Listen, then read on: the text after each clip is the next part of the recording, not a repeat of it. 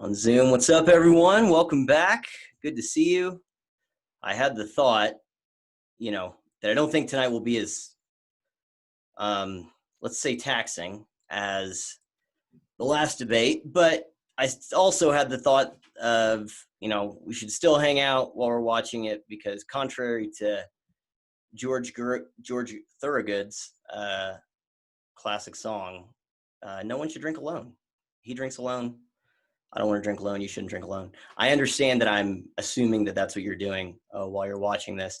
I don't know how you could do anything other than that, especially the next one. Dear God, maybe you're not, and you're just like preserving your liver for the next one. But I'm watching it even on something like abortion, which hasn't tended to excite liberals quite as much as it does conservatives. Now Democrats almost don't even have to, you can see, spend time arguing why this is such a big issue for the party to go and vote, because liberals see or feel like legal abortion in America is threatened by the Supreme Court process. And so 100,000. So I think there's a lot of dynamics at play, but the main one I made a would be video that earlier today. people in their partisan camps and the candidates are talking to those partisan camps. I think it's fascinating. Every time I make they're already voting. A video, James, it is sort of remarkable to think of the power of the vote. You picture Americans with their ballots right next to them and their ballpoint pens poised to make a decision, and anything the candidates say could seal the deal or break the deal. As Americans unsubscribe, unfollow me on Twitter. I want to mention, James, that we did see the families just there a few minutes after uploading that last YouTube video where I said I think that masks after as of right the now, problem last week where the Trump family took off their masks once they were seated and refused to put masks back on. Pretty fascinating to me. Very notable. And one thing I'll say as we're getting started here, a reflection of the fact that as I'm getting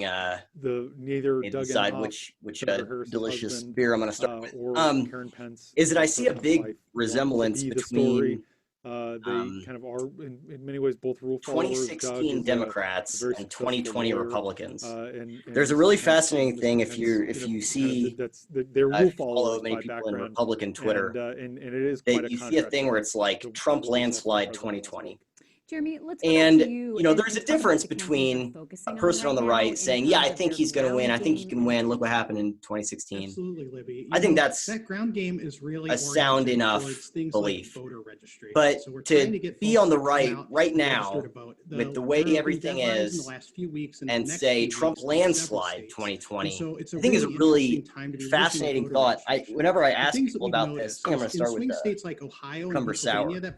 Whenever Whenever I ask people about this, to help me understand on Twitter, half the responses are wait till November and you'll see. And I'm like, okay, that's not an explanation. I'm just trying to understand.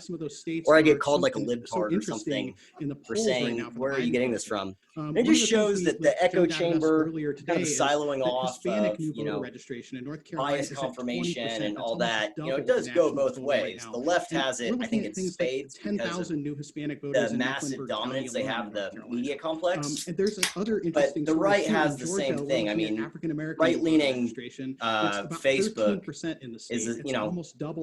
is an echo chamber. I mean, like a big echo chamber. 50,000 new voters that are so anyway, just I don't know what got me thinking about that. That is really going to be an interesting story, and it's something we're going to be watching. So I got my snacks. I got some in my bowl here. I have cantaloupe, has been so impacted clementines, and bacon because duh. President Pence and I'm going with beer this time. I think just like with last time, Kevin from Engineering Politics is going to hop into the Zoom thing I'm doing. So I got it's a very fancy setup. As you guys know, nothing but the fanciest. Everything here is top-notch, classy. So I have my phone clipped to my laptop, streaming Facebook Live. And then on the computer, I have Zoom, sharing the screen, where I'm recording myself watching it. And then at the end, after I'll give a few thoughts, and then Kevin's going to hop in the call, and we'll talk about it, and then I'll upload it. Now, unlike last time, I should get that upload done tonight, so you'll be able to watch it tomorrow morning if this isn't something that you want to watch the whole debate, which, again, I don't know why anyone would, to be totally frank. But I got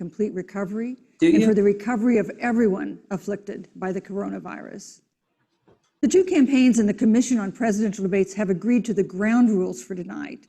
I'm here to enforce them on behalf of the millions of Americans who are Now, here's a question. One note, no one in either campaign or at the Commission or anywhere else did not has been told in advance Biden to an answer on packing the courts, get rid of the filibuster, any of those policy issues. This 90-minute debate will be divided into 9 Harris will be segments of held about 10 to minutes. answering those questions? I don't think I'll begin a segment by Harris will not posing give a definitive answer on any of to those each of things you. either. Sometimes the same question, sometimes a different question. Pence will be held to a you will then have stronger 2 minutes to answer answer on without about white supremacy interruption than Harris by will be me on packing or the courts. other candidate. Then we'll take 6 minutes or so to discuss the issue. At that point, although there will always be more to say, we'll move on to the next topic. We want a debate that is lively, but Americans also deserve a discussion that is civil. These are tumultuous times, but we can and will have a respectful exchange about the big issues facing our nation. Let's begin with the ongoing pandemic that has cost our country so much.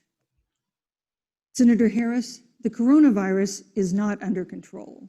Over the past week, Johns Hopkins reports that 39 states have had more COVID cases over the past 7 days than in the week before. New England 9 Journal of states Medicine have set new records. Even if a vaccine is released soon, the next administration will face hard choices. What would a Biden administration do in January and February that a Trump administration wouldn't do? Would you impose new lockdowns for businesses and schools and hotspots? A federal mandate to wear masks? You have 2 minutes to respond without. What would you have done in January and February that they didn't do? Well, the American people have witnessed what is the greatest failure of any presidential administration in the history of our country. And here are the facts. 210,000 dead people in our country. Harris was preoccupied with trying to impeach Trump, by the way, during that time. She didn't give a crap about 1 in 5 businesses closed. We're looking at frontline workers who have been treated like sacrificial workers. We are looking at over 30 million people who in the last several months had to file for unemployment. And here's the thing. On January 28th, the vice president and the president were informed about the nature of this pandemic. They were informed that it's lethal in consequence, that it is airborne, that it will affect young people. WHO hadn't even said that it was airborne at that point, or transmissible from human to human, I don't think, in January. And they knew what was happening, and they didn't tell you. Can you imagine if you knew on January 28th, as opposed to March 13th, what they knew, what you might have done to prepare? They knew, and they covered it up. Pence is going to fact check the crap out of this. It's going to be glorious. They minimized the seriousness of it. The president said, you're on one side of his ledger if you wear a mask, you're on the other side of his ledger if you don't. And in spite of all of that, today they still don't have a plan. They still don't have a plan. Well, Joe Biden does. Federalism's a hell of a drug, Harris. What we need to do around a national strategy for contact tracing, for testing, for administration of the vaccine, and making sure that it will be free for all. That is the plan that Joe Biden has and that I have, knowing that we have to get a hold of what has been going on, and we need to save our country. And Joe Biden is the best leader to do that. And frankly, this administration has forfeited their right to re-election based on because they were trying to do impeachment. Biden was holding campaign rallies. Vice President Pence, more than 210,000 Americans have died of COVID-19 since February. The U.S. death toll as a percentage of our population is higher than that of almost every other wealthy nation on earth. For instance, our death rate is 2.5 times that of Canada next door. You head the administration's coronavirus task force. Why is the U.S. death toll as a percentage of our population higher than that of almost every other wealthy country? And you have 2 minutes to respond without interruption. Susan, thank you. And I want to thank the Commission and the University of Utah for hosting this event. I hope he just responds to what Harris said, and that's all he does. Privileged to be on the stage with you. And our nation has gone through a very challenging time this year. But I want the American people to know that from the very first day, President Donald Trump has put the health of America first. before there were more than 5 cases in the United States, all people who had returned from China. President Donald Trump did what no other American president had ever done, and that was he suspended all travel from China, the second largest economy in the world. Now, Senator Joe Biden opposed that decision. He said it was xenophobic and hysterical. But I can tell you, having led the White House Coronavirus Task Force, that that decision alone by President Trump bought us invaluable time to stand up the greatest national mobilization since World War II. And I believe it saved hundreds of thousands of American lives. Because with that time, we were able to reinvent testing. More than 115 million tests have been done to date. We were able to see to the delivery of billions of supplies. I wish he would have said, had the resources support they needed. And we could have done more really if we weren't distracted with this February impeachment. to develop a vaccine. If we weren't having to fight you guys on whether or not people should be out in Chinatown. Remember Nancy Pelosi was told and under President Trump's leadership, Operation Warp Speed, we believe will have literally tens of millions of campaign rallies in March before the end of this year. To pretend like they took it seriously. When you look at the Biden plan, it reads an awful lot like what President Trump and I and our task force have been doing every step of the way. And quite frankly, when I look at their plan that talks about advancing testing, creating new PPE, developing a vaccine, it looks a little bit like plagiarism, which is something Joe Biden knows a little bit about. And I think the American people know that this is a president who has put the health of America first, and the American people, I believe with my heart, can be proud of the sacrifices they have made. It's saved countless American lives. Senator Harris, would you like to respond? Absolutely. Whatever the vice president is claiming the administration has done, clearly it hasn't worked. When you're looking at over 210,000 dead bodies in our country, American lives that have been lost, families that are grieving that loss. And you know, the vice president is the head of the task force and knew on January 28th how serious this was. And then thanks to Bob Woodward, my local said Pence just shot at Biden. We learned that's pretty funny. that they knew about it. And then when that Biden was had exposed, a pretty big speech that turned out was totally plagiarized. The vice president said, when asked, well, why didn't y'all tell anybody? He said, because the president wanted people to remain calm. Well, let's get no, but Susan, this is important. I want to add, Mr. Vice President, I'm speaking. I'm speaking. You can have 15 more seconds, and then we'll give the Vice President a chance to respond. So I want to ask the American people, how calm were you when you were panicked about where you're going to get your next roll of toilet paper?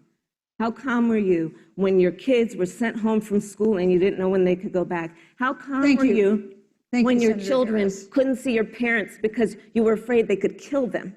Let's give Vice President Pence a chance to respond. Vice President Pence, you have 1 minute to respond. You know, there's not a day gone by that I haven't thought of every American family that's lost a loved one. And I want all of you to know that you'll always be in our hearts and in our prayers. But when you say what the American people have done over these last 8 months hasn't worked, that's a great disservice to the sacrifices the American people have made. The reality, if I may finish, Senator, the reality is Dr. Fauci said everything that he told the president in the Oval Office, the president told the American people. How many articles President tomorrow Trump, do you I will tell you, think has boundless confidence in the American people, and he always spoke with confidence that we'd get through this together.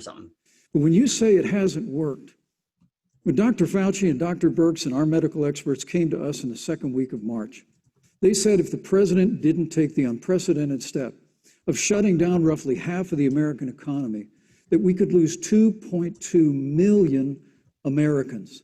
But that's the reality. Thank you. They also said to us, if we did everything right, Susan, we could still lose more than 200,000 Americans. Vice President Now, one Pence, life lost is too many, Susan.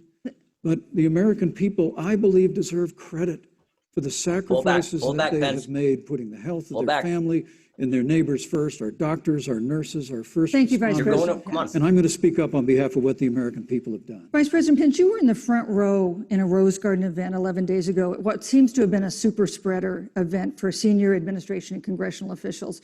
No social distancing, few masks, and now a cluster of coronavirus cases among those who were there. How can you expect Americans to follow the administration's safety guidelines to protect themselves from COVID when you at the White House have not been doing so? Well, the American people have demonstrated over the last 8 months that when given the facts, they're willing to put the health of their families and their neighbors and people they don't even know first.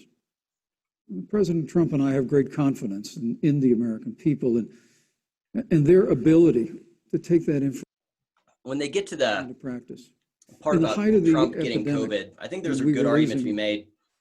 A heartbreaking number of that 2,500 really, Americans. However you think about what surge resources to New Jersey, said Americans should do, New York, which New can be boiled Orleans, down to Detroit, we told the American make their people decisions what for needed to be done, themselves. and the American people Get made back to the work, sacrifice. judge the risk as when the you outbreak in the Sun Belt see happened fit. this summer, again, Let's get back to work and let Americans individuals make those own but choices. the reality is the work Trump did the of exact President same of the thing United that he States asked the goes American on. people to do. A vacancy right? on the Supreme He got Court to of work, the he did United the rallies States and stuff. And he has took the come risks. upon us, and the president And introduced he Judge dealt Amy with Coney the- Barrett. Thank you, Vice he President. dealt with the If consequences I of may that. say, So at Rose Garden I think event, that, I'm not there's been a saying great deal of good, bad, or speculation neutral. about it. There is My something to wife be Karen and said. I I were don't know there, exactly what honored it to be is, but there there. is something to be said Many of the for people who were at that him event doing the said in same thing October that he asked the tested American for people to do. coronavirus, and it was an outdoor event, which all of our scientists regularly and routinely advise. The difference here is President Trump and I trust the American people to make choices in the best interest of their health. Look at that, guys. Joe Biden and Kamala Harris consistently talk about mandates, and not just mandates with the coronavirus, but a government takeover of health care, Thank you, the Vice Green New President Deal, all government control. We're about freedom and respecting the freedom of the American people. Let's talk about respecting the American people. You respect the American people when you tell them the truth. You respect the American people when you have the courage Which to we've be a called Brett leader Kavanaugh a gang speaking rapist. of those things that you may not want people to hear, but they need to hear so they can protect themselves. But this administration stood on information that if you had as a parent, if you had as a worker knowing you didn't have enough money saved up, and now you're standing in a food line because of the ineptitude of an administration that was unwilling to speak the truth to the American people. She doesn't have answers. So let's talk Just about like caring about the Biden American didn't have people. The answers. American people have had to sacrifice Consider the far fact too that much. every because of the single one of incompetence Biden's this best moments in the administration. It is debate. asking too This is much pretty of the astounding people. if you think about it. Vice It is President asking Pence. too much of the Every people. single one of his best moments in They the debate would was a not be equipped with the response to information Trump they being need crazy. to help themselves to protect Um, their parents. President- and If you their take that children. away, all Kamala Biden has Harris- is his Senator bad Harris, answers. I'm sorry. It's fine, I'm calm. Here it's the same way. Harris has Senator no Harris, good to me. answers. So if you let For life to them get back just to give their normal, non-answers Dr. Anthony Fauci and hold and them other to experts say specifics, that most of the people they're who going to can be lose. vaccinated But need to be vaccinated. Pence is better But at half that of than, Americans now say they wouldn't take a vaccine. than POTUS This is, put it released that way. now. If the Trump administration approves a vaccine before or after the election, should Americans take it, and would you take it? If the public health professionals, if Dr. Fauci, if the doctors tell us that we should take it, I'll be the first in line to take it, absolutely. But if Donald Trump tells us that we should take it, I'm not taking it. I don't get that. Vice What if President they Pence, both there have been say a that? lot of repercussions from this pandemic. In love recent that the days, left the is president's anti-vax diagnosis now. of COVID-19 has underscored the importance of the job that you hold and that you are seeking. That's our second topic tonight. It's the role of the vice president. One of you will make history on January 20th. You will be the vice president to the oldest president the United States has ever had. What? Donald Trump will be 74 years old on Inauguration Day. Joe Biden will be 78 years old. That already has raised concerns among some voters, concerns that have been sharpened by President Trump's hospitalization in recent days. Vice President Pence, have you had a conversation understand the or question. reached an agreement with President Trump about safeguards or procedures when it comes to the issue of presidential disability? And if not, do you think you should? You have 2 minutes without interruption. Well, Susan, thank you, although I would like to go back. I think we need to move on well, to the thank issue you, of but I would like to vice go back presidency. because the reality is that we're going to have a vaccine, Senator, in record time, in unheard of time, in less than a year. We have 5 companies in phase 3 clinical trials, and we're right now producing tens of millions of doses. So the fact that you continue to undermine public confidence in a vaccine, if the vaccine emerges during the Trump administration, I think is unconscionable. And Senator, I just ask you, stop playing politics with people's lives. The reality is that we will have a vaccine, we believe, before the end of this year. And it will have the capacity to save countless American lives. And your continuous undermining of confidence in a vaccine is just, it's just unacceptable. And let me also say, the reality is when you talk about failure in this administration, we actually do know what failure looks like in a pandemic. It was 2009. Oh, holla. The swine flu arrived in the United States. I bet he gets cut off here. Thankfully, it ended up not being as lethal as the coronavirus. But before the end of the year, oh wow, maybe not. When Joe Biden was vice president of the United States, not 7.5 million people contracted the swine flu. 60 million Americans contracted the swine flu. If the swine flu had been as lethal as the coronavirus in 2009, when Joe Biden was vice president, we would have lost 2 million American lives. His own chief of staff, Ron McClain, would say last year that it was pure luck that they did, quote, everything possible wrong. And we learned from that. They left the strategic national stockpile empty. They left an empty and hollow plan, but we still learned from it. And I think the American people, I'm going to say again, can be proud Vice President Pence, I'm sorry, of what we have done. And Senator, please stop undermining Pence. confidence in a vaccine. Senator Harris, let me ask you the same question that I asked Vice President Pence, which is, have you had a conversation or reached an agreement with Vice President Biden about safeguards or procedures when it comes to the issue of presidential disability? And if not, and if you win the election next month, do you think you should? You have 2 minutes uninterrupted. So let me tell you, first of all, the day I got the call from Joe Biden, it was actually a Zoom call, asking me to serve with him on this ticket was probably one of the most memorable days of my life. I thought about my mother, who came to the United States at the age of 19, to me at the age of 25, at Kaiser Hospital. There's this really great video and, of Obama. The thought that I'd be sitting talking here right to Kamala now, Harris on Zoom. I know would make her. And it's like about gotta make sure Joe gets his ice cream before bed and all these questions. Joe and I were raised in a very similar way. I forget who it was that tweeted out the video. That are about it was supposed to be this endearing thing, but it was the value old and the nurse dignity passing instructions to the new nurse or something like that. It was of so hilarious. And if you watch it with And I that think framing, Joe that's asked exactly me what to it seems serve like. with him It's because, super funny. I have a career that included being elected the first woman district attorney of San Francisco, where I created models of innovation for law enforcement in terms of reform of the criminal justice system. I was elected the first woman of color and black woman to be elected Attorney General of the state of California, where I ran the second largest Department of Justice in the United States, second only to the United States Department of Justice. And there I took on everything from transnational criminal organizations to the big banks that were taking advantage of homeowners, to for-profit colleges that were taking advantage of veterans. And then, of course, now I serve in the United States Senate as only the second black woman ever elected to the United States Senate. I serve on the Senate Intelligence Committee, where I've been in regular receipt of classified information about threats to our nation and hotspots around the world. I've traveled the world. I've met with our soldiers in war zones. And I think Joe has asked me to serve with him because he knows that we share a purpose, which is about lifting up the American people.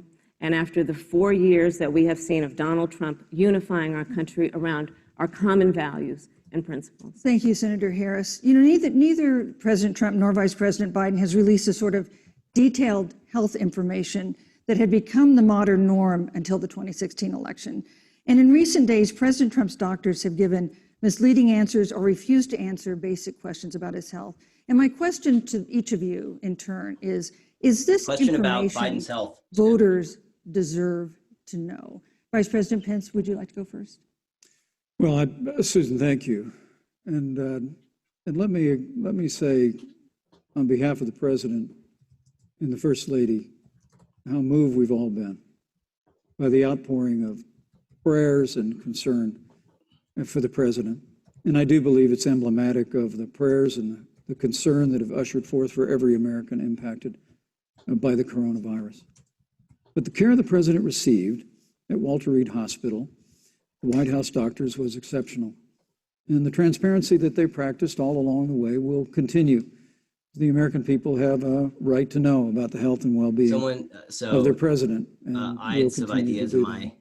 But I'm just extremely grateful. Too. He said Harris's Judge Dredd more than a little moved And I said, by the broad no, and Judge Dredd is bipartisan principled. support.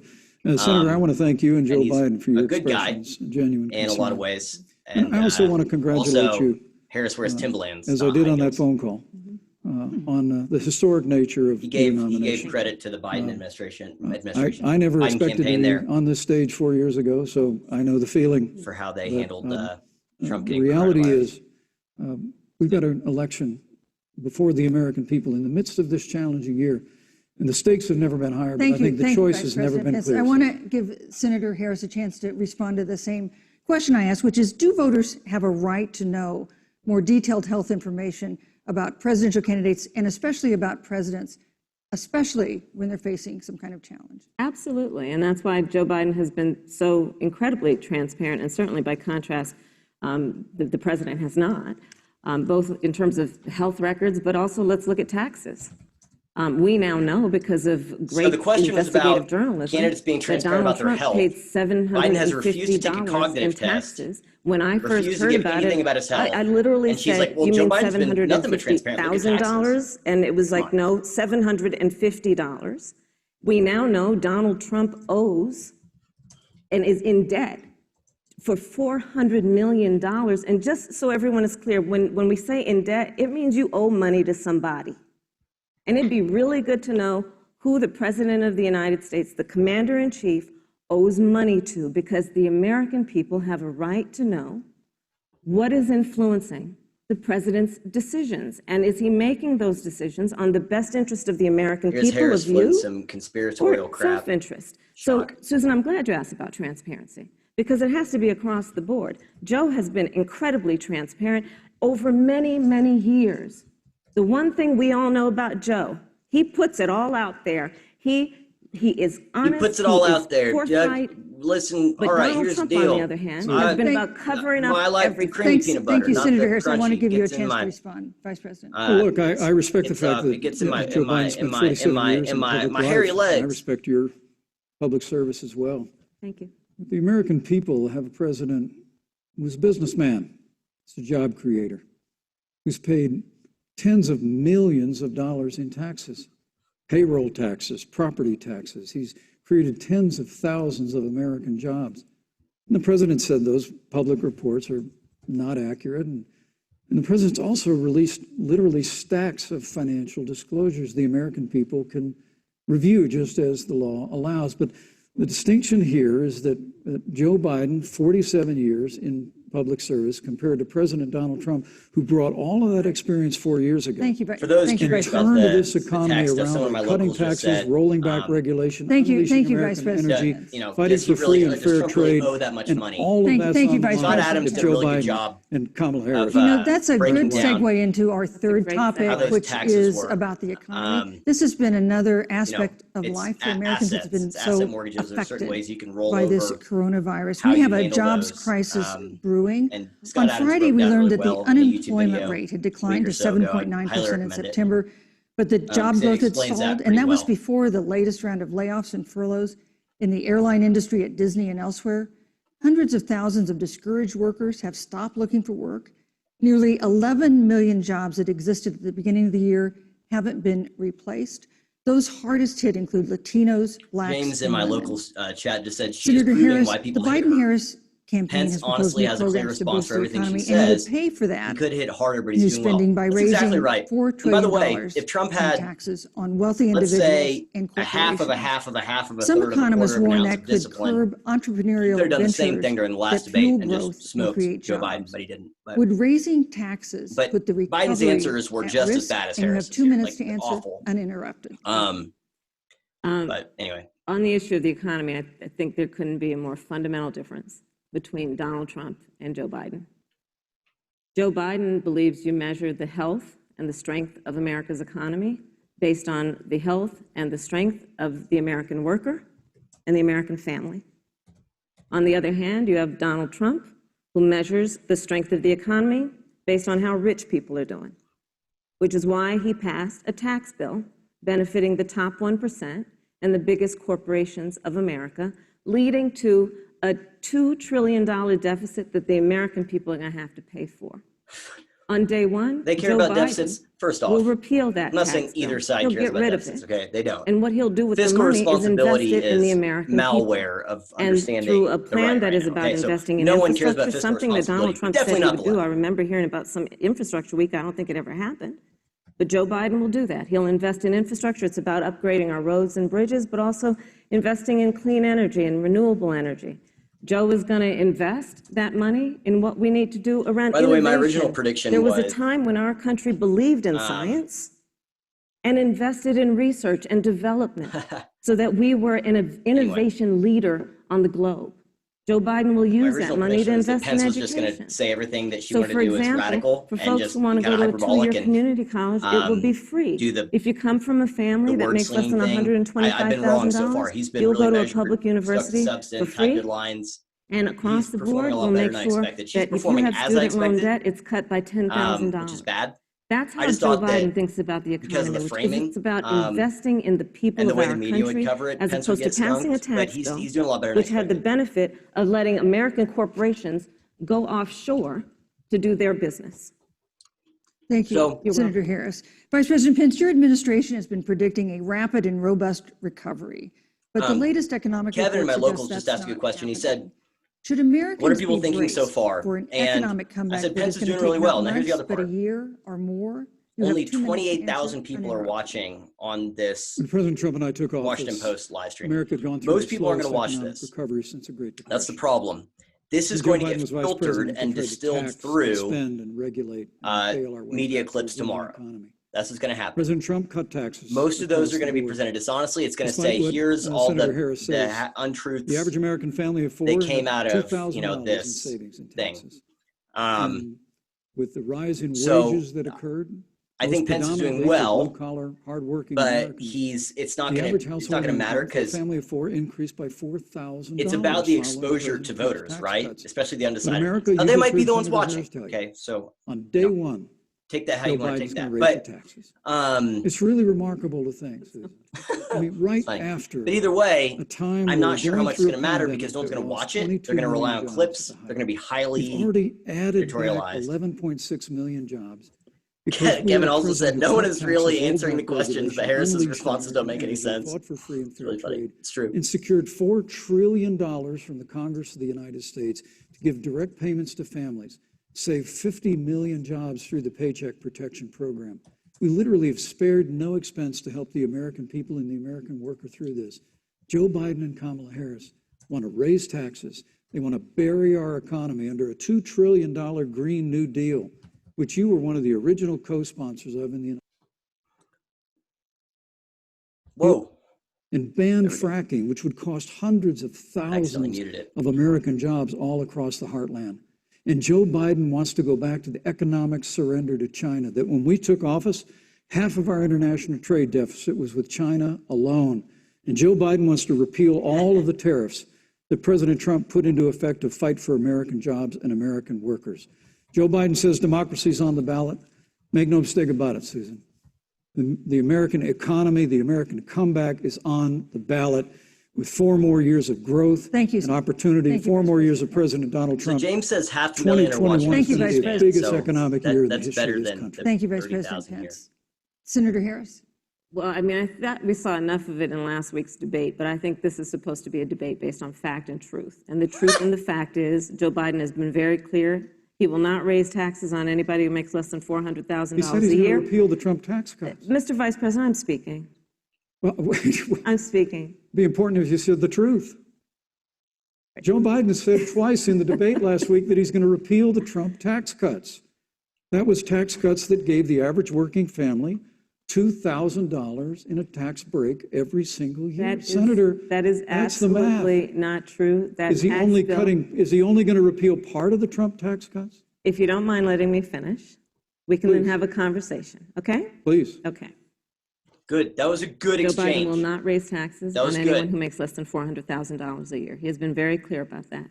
Joe Biden will not end fracking. He has been very clear about that. Joe Biden is the one who, during the Great Recession, was responsible for the Recovery Act that brought America back. Trump needs to And be now taking the notes. Trump Pence handled that Pence kind of push and administration then, wants to okay, take credit perfectly. When they rode the coattails of Joe Biden's success for the economy that they had at the beginning of their term. Of course, now the economy is a complete disaster. But Joe Biden, on the one hand, did that. On the other hand, you have Donald Trump, who has reigned over a recession that is being compared to the Great Depression. On the one hand, you have Joe Biden, who was responsible with President Barack Obama for the Affordable Care Act, which brought health care to over 20 million Americans and protected people with pre-existing conditions. And what it also did is it saved those families who otherwise were going bankrupt because of hospital bills they could not afford. On the other hand, you have Donald Trump, who's in court right now, trying to get rid of the Affordable Care Act, which means that you will lose protections if you have pre-existing conditions. And this is very important, Susan. Yes, and it's but we need to give Vice President. I'd just like to, he interrupted me, and I'd like to just finish, please. If you have a pre-existing condition, heart disease, diabetes, breast cancer, they're coming for you. If you love someone who has a pre-existing condition, they're coming for you. If you are under the age of 26 on your parents' coverage, they're coming for you. Senator Harris, thank you. You're welcome. Let me give you a chance to respond. Well, I hope we have a chance to talk about health care because Obamacare was a disaster. The American people remember it well. And President Trump and I have a plan to improve health care and to protect pre-existing conditions for every American.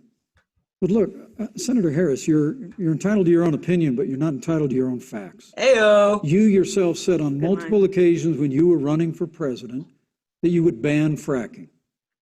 Joe Biden looked at a supporter in the eye and pointed and said, I guarantee so we're just quoting Harris we here. will abolish fossil fuels. They have a $2 trillion version of the Green New Deal. Don't have much Susan, so your far. newspaper, USA Today, said really wasn't that very different from the original Green New Deal. More taxes, more regulation, banning fracking, abolishing fossil fuel, crushing American energy, and economic surrender to China is a prescription for economic fascinating decline. how bad of a President politician Trump and she I will is. keep America She's growing. dishonest, but the she's V-shaped not recovery savvy. that's underway right now Answers are so will bad. continue with It's really 4 more fascinating. years of President Donald Trump. Thank you very, very much, Vice President Pence. Once again, you've provided the perfect segue to a new topic, which is climate change. Climate change. And Vice President Pence, I'd like to pose the first question to you. This year, we've seen record-setting hurricanes in the South. Another one, Hurricane Delta, is now threatening the Gulf. And we have seen record-setting wildfires in the West. Do you believe, as the scientific community has concluded, so they've talked about that man-made climate change has COVID. made wildfires bigger, hotter, Kevin, I'm and taking more notes deadly, from when we and have talked made about it this hurricanes time. wetter, slower, and more damaging? You have 2 minutes uninterrupted. Thank you, Susan. Well, first, I'm very proud of our record on the environment and on conservation.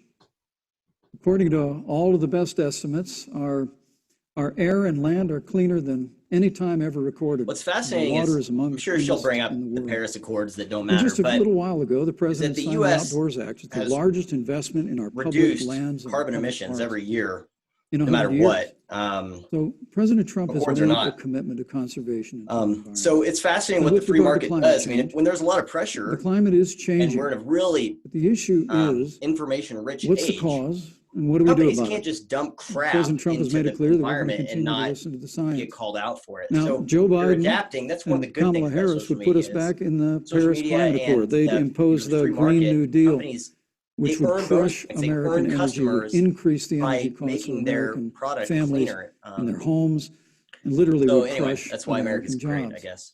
And President Trump and I believe that the progress that we have made in a cleaner environment has been happening precisely because we have a strong free market Holy economy. crap!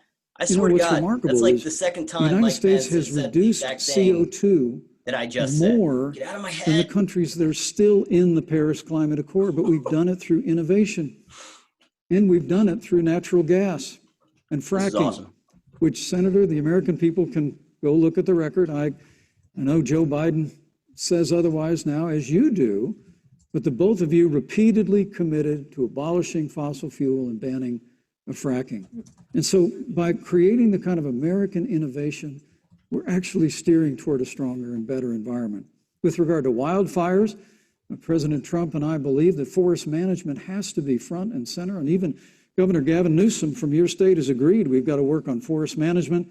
You know, it's with crazy. regard to hurricanes, I've seen pictures of people. National Oceanic Administration tells us that actually, as difficult as they are, Thank you, Vice President. People picking up tons of masks out of the ocean. There were 100 years ago. Off beaches and stuff. But many of the coastal areas, obviously, and I've seen them on the side of the road. Hurricanes and wildfires the disposable masks. to try and sell the goods of a Green New Deal. It's kind of like the next. And President Trump and I are going to always put American literally, jobs we're going to see American from this. You know, one of the first. many Senator Harris, ripple effects as we'll find the out about Vice later. President mentioned, you Lockdowns. co-sponsored the Green New Deal in Congress.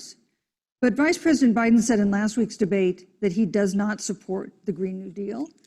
But if you look at the Biden-Harris campaign website, it describes the Green New Deal as a crucial framework. That's a great What question. exactly would be the stance of a Biden-Harris administration toward Oh my God. the Green New Deal? And then Kevin just asked a 2 question about what I just said. Kevin, So first of all, I will repeat, and the American people know that Joe Biden will not ban fracking. That is a fact. That is a fact. I will repeat that Joe Biden has been very clear that he thinks about growing jobs, which is why he will not increase taxes for anyone who makes less than $400,000 a year. Joe Biden's economic plan, Moody's, which is a reputable Wall Street firm, has said will create 7 million more jobs than Donald Trump's. And part of those jobs that will be created by Joe Biden are going to be about clean energy and renewable energy. Yeah, no, because you see, Joe understands that the west coast of our country is burning, including my home state of California.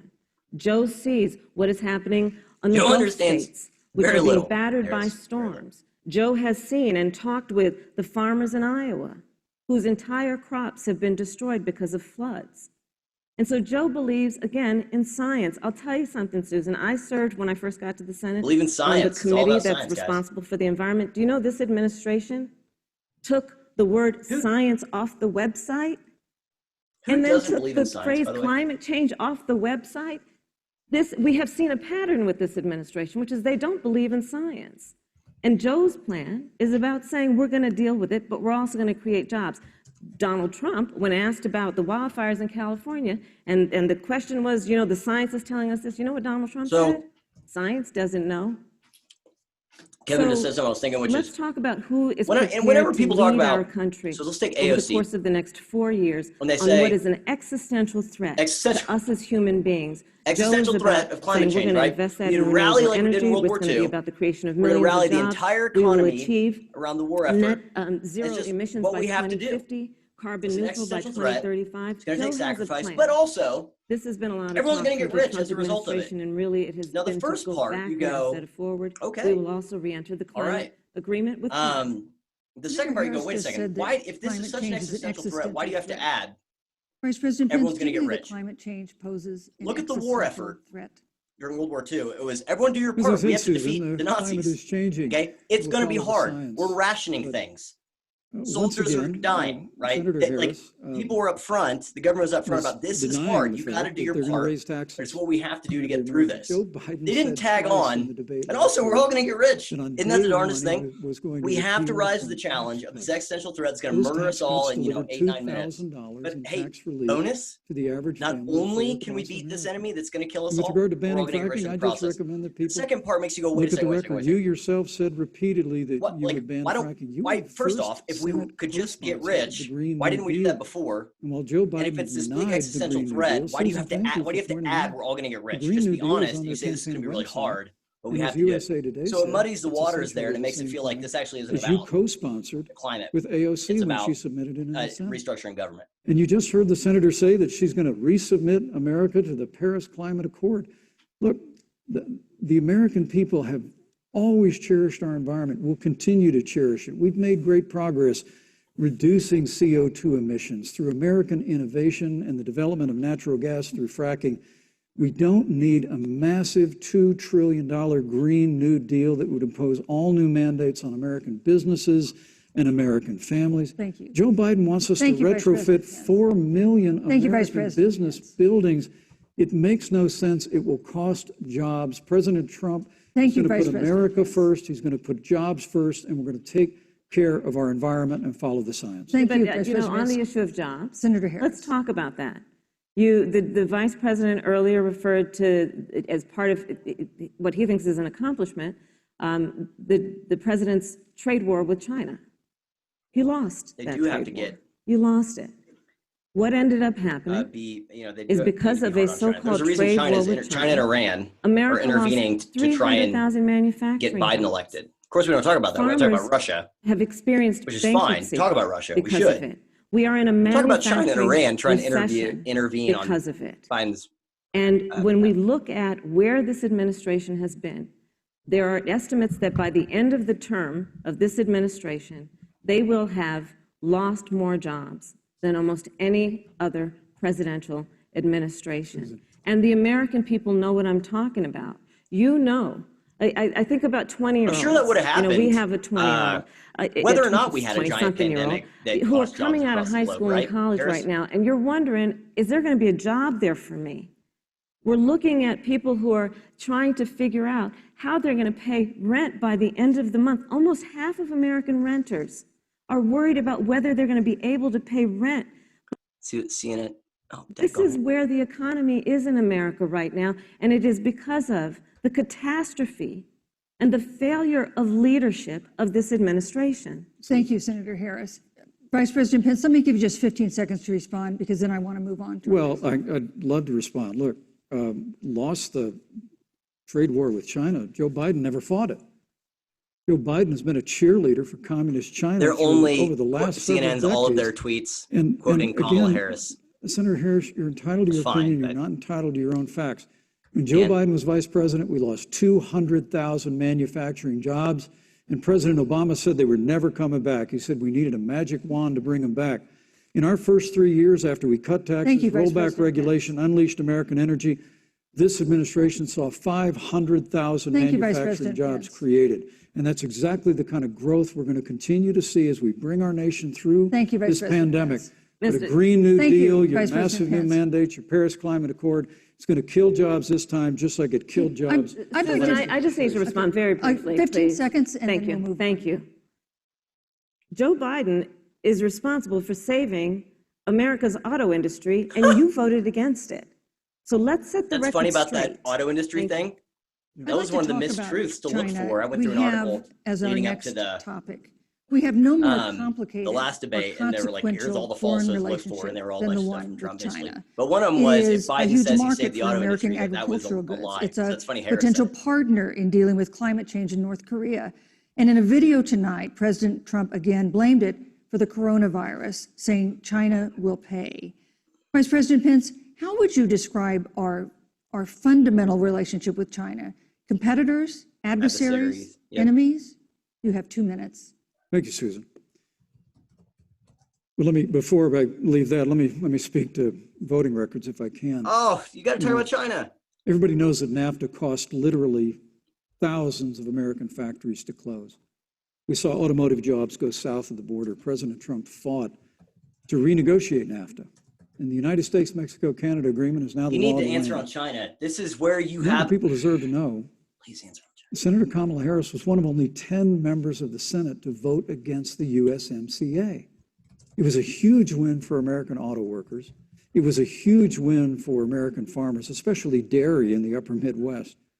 But Senator, you said it didn't go far enough on climate change, that you put your radical environmental agenda ahead of American auto workers and ahead of American jobs. The American people deserve to know that. Is probably why Newsweek magazine said that Kamala Harris was the most liberal member of the United States Senate in 2019, more liberal than Bernie Sanders, more liberal than Here's the thing I said he was going to do that I don't think lands. So now, with regard to China, look, you've got no time left. Susan, first and foremost, China is to blame for the coronavirus. Good answer. And President Trump is not happy about it. He's made that very clear, made it clear again today. China and the World Health Organization did not play straight with the American people. They did not let our personnel into China to get information on the coronavirus until the middle of February. Fortunately, President Trump, in dealing with China from the outset of this administration, standing up to China that had been taking advantage of America for decades, in the wake of Joe Biden's cheerleading for China, President Trump made that decision before the end of January to suspend all travel from China. And again, the American people deserve to know Joe Biden opposed President Trump's decision to suspend all travel from China. He said it was hysterical. He said it was xenophobic. Thank you, Vice President Pence. But President Trump has stood up to China. We're going to continue to stand strong. Thank you, Vice President Pence. We want to improve the relationship, but we're going to level the playing field, and we're going to hold China accountable for what they did to America with the coronavirus. Thank you.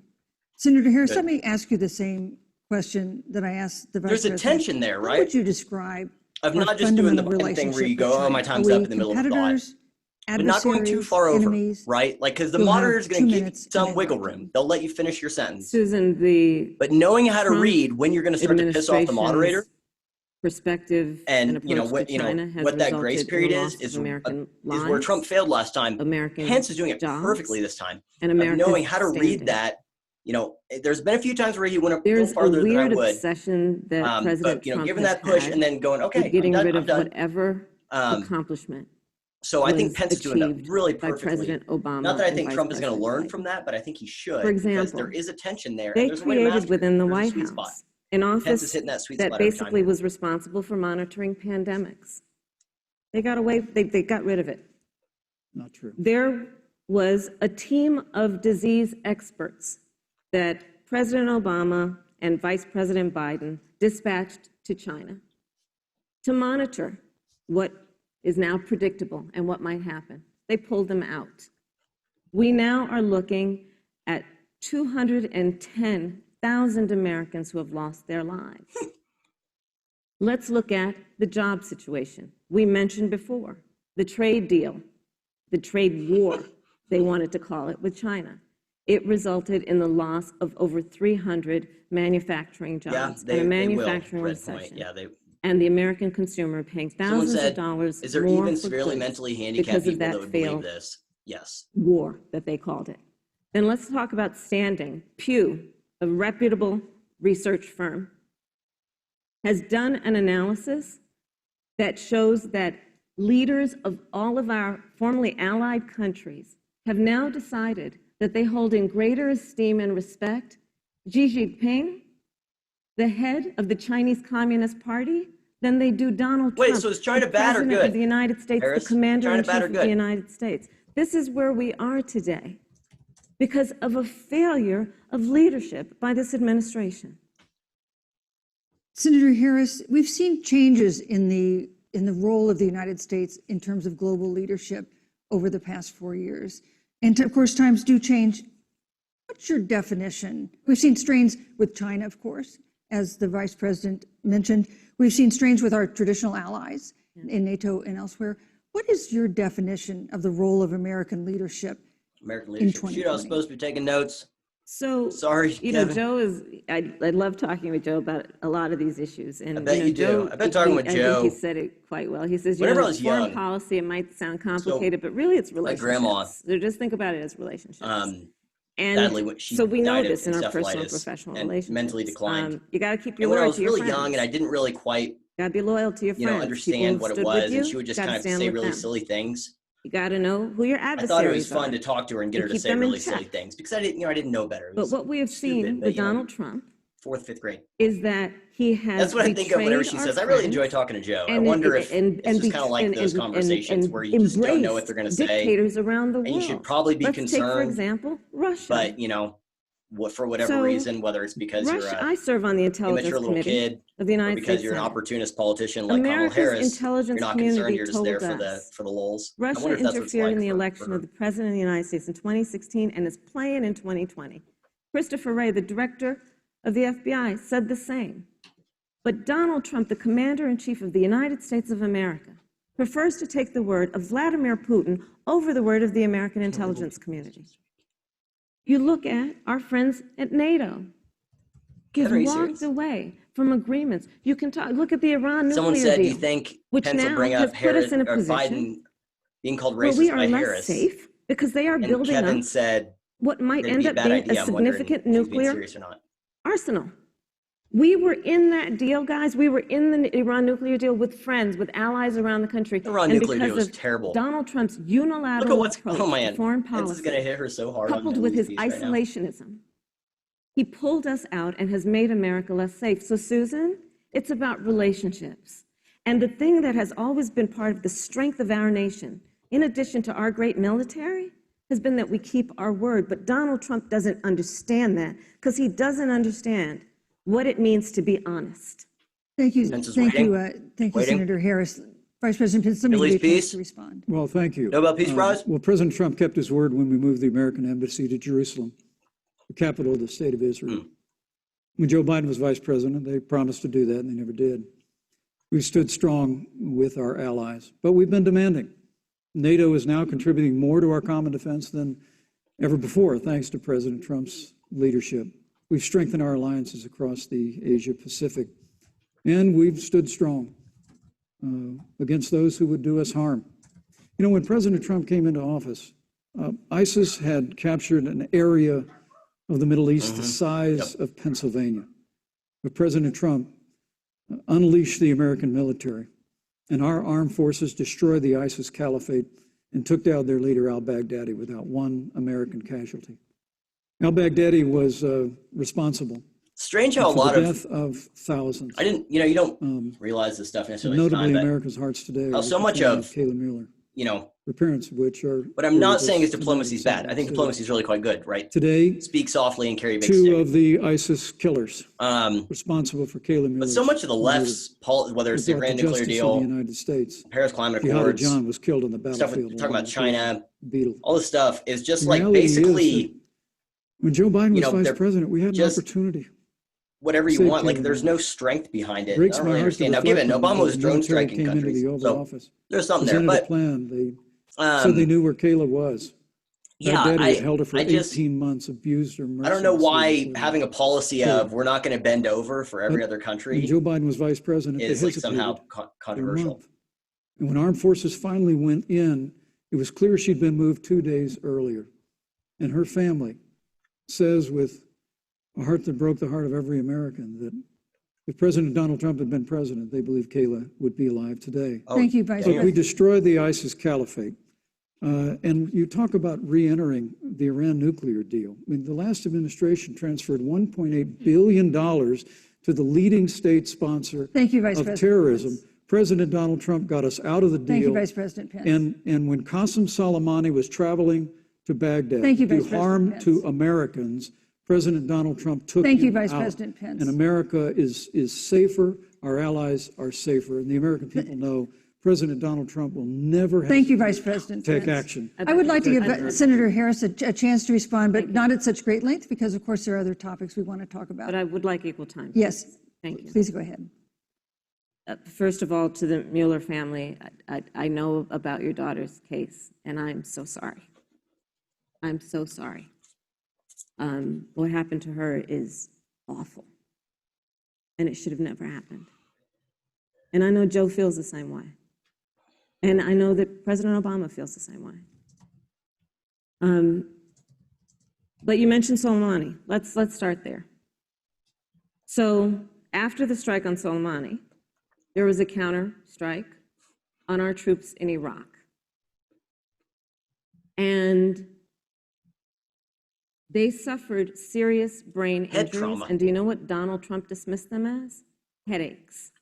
Yeah, they got concussions. This is about a pattern of Donald Trump's, where he has referred to our men who are serving in our military as suckers and losers. Yeah, no. Donald Trump, who went to Arlington Cemetery and stood above the graves of our fallen heroes and said, "Yep, what's in it for them?" Because, of course, he only thinks about what's in it for him. Let's take what he said about John McCain, a great American hero. And Donald Trump says he doesn't deserve to be called a hero because he was a prisoner of war. And this is very important when you want to talk about who is the current commander-in-chief. Trump saying that crap and about what they McCain care about was and bad. what they don't the rest care of what about. she's saying is BS. Public but reporting stuff with that McCain Russia was had bounties on the heads of American soldiers. And you know what a bounty is? It's somebody puts a price on your head and they will pay it if you are killed. And Donald Trump had talked at least 6 times to Vladimir Putin and never brought up the subject.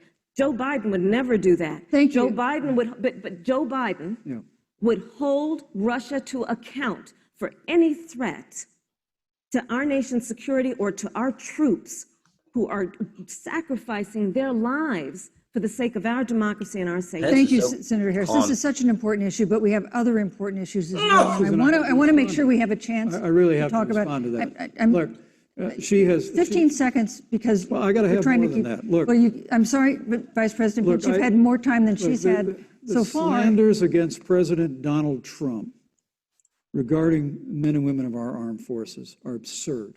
I'm sorry, Vice President Pence. My son is a captain in the United States Marine Corps. My son-in-law is deployed in the United States Navy. I can assure all of you, with sons and daughters serving in our military, President Donald Trump not only respects but reveres all of those who serve in our armed forces, and any suggestion otherwise is ridiculous. Thank you, Vice President Pence. Vice President Pence, the American people deserve to know. Vice President Pence, I did not, excuse me, Susan, I did not create the rules for tonight. Joe Biden. Your campaigns agreed to the rules for tonight's debate. Answer the next question. I'm here to enforce them, which involves moving from one topic to another, giving roughly equal time to both of you, which is what I'm trying very hard to do. Go right ahead. So I want to go ahead and move to the next topic, which is an important one, as the last topic was, and that is the Supreme Court. Oh, wow. On Monday, the Senate Judiciary Committee is scheduled to open hearings on Amy Coney Barrett's nomination to the Supreme Court. Senator Harris, you'll be there as a member of the committee. Yes. Her confirmation would cement the court's conservative majority and make it likely open to more abortion restrictions, even to overturning the landmark Roe v. Wade ruling. Whoa. Access to abortion would then be up to the states. Vice President Pence, you're the former governor of Indiana. If Roe v. Wade is overturned, what would you want Indiana to do? Would you want your home state to ban all abortions? You have 2 minutes. What is this question? Well, thank you for the question, but I'll use a little bit of my time to respond to that very important issue before. The American people deserve to know Qasem Soleimani, the Iranian general, was responsible for the death of hundreds of American service members. When the opportunity came... Let's talk about Amy Coney Barrett. What would you want Indiana to do if she got rid of abortion? What? Didn't hesitate. And Qasem Soleimani is gone. But you deserve to know that Joe Biden and Kamala Harris actually criticized the decision to take out Qasem Soleimani. It's really inexplicable, but with regard to Joe Biden, it's explainable. Because history records that Joe Biden actually opposed the raid against Osama bin Laden. It's absolutely essential that we have a commander-in-chief who will not hesitate to act to protect American lives and to protect American service members, and that's what you have in President Donald Trump. Now, with regard to the Supreme Court of the United States, let me say President Trump and I could not be more enthusiastic about the opportunity to see Judge Amy Coney Barrett become Justice Amy Coney Barrett. She's a brilliant woman, and she will bring a lifetime of experience and a sizable American family to the Supreme Court of the United States. And our hope is, in the hearing next week, unlike Justice Kavanaugh received with treatment from you and others, we hope she gets a fair hearing. And we particularly hope that we don't see the kind of attacks on her Christian faith that we saw before. I mean, the Democrat chairman of the Judiciary Committee before, when Judge Barrett was being confirmed for the Court of Appeals, expressed concern that the dogma of her faith lived loudly in her. Dick Durbin of Illinois said that it was a concern. Senator, I know one of our judicial nominees, you actually attacked because they were a member of the Catholic Knights of Columbus, just because the Knights of Columbus holds pro-life views and Thank you. views. Thank you, Vice President Pence. So Your time my hope is is up. that when the hearing takes place, Thank you, Vice President Pence. that Judge Amy Coney Barrett will be respected, Thank you, treated Vice President respectfully, Pence. voted and confirmed Thank to the you. Supreme Court of the United States. Senator Harris, you're the senator I from was and so former wrong Attorney about my General of prediction for this California. So debate. let me ask you a so parallel wrong. question to the one I posed to the I Vice thought that she was President. going to destroy him. If and Roe v. Wade is I was only overturned, looking at through the what would you want intersectional California lens, to do? and really Would you some want of the your home answers state Pence to was enact giving. no So, restrictions on access about other to stuff. abortion? So there was some And you ways I have was informing 2 that, but he's minutes adapted so well. Thank you. I mean, Susan. really. First of all, Man. Joe Biden and I are both people of faith. And Are it's ya? insulting to suggest that we would knock anyone for their faith. And in fact, Joe, if elected, will be only the second practicing Catholic as President of the United States. On the issue of this Kevin said nomination, Pence could be on his Joe and I C-game are very clear, as are the still majority of the destroy American Harris right people. now. He said, I wish it We mattered are more. I said, I totally 27 agree. days before the decision about who will be the next president of the United States. And, you know, before, when this conversation has come up, you know, it's been about election year or election time. We're literally in an election. Over 4 million people have voted. People are in the process of voting right now. And so Joe has been very clear, as the American people are. Let the American people fill that seat in the White House, and then we'll fill that seat on the United States Supreme Court. And She doesn't get asked about Susan, court packing. the issues That'd be before us embarrassing. can be more serious. There's the issue of choice, and I will always fight for a woman's right to make a decision about her own body. It should be her decision and not that of Donald Trump and the Vice President, Michael Pence. But let's also look at what else is before the court.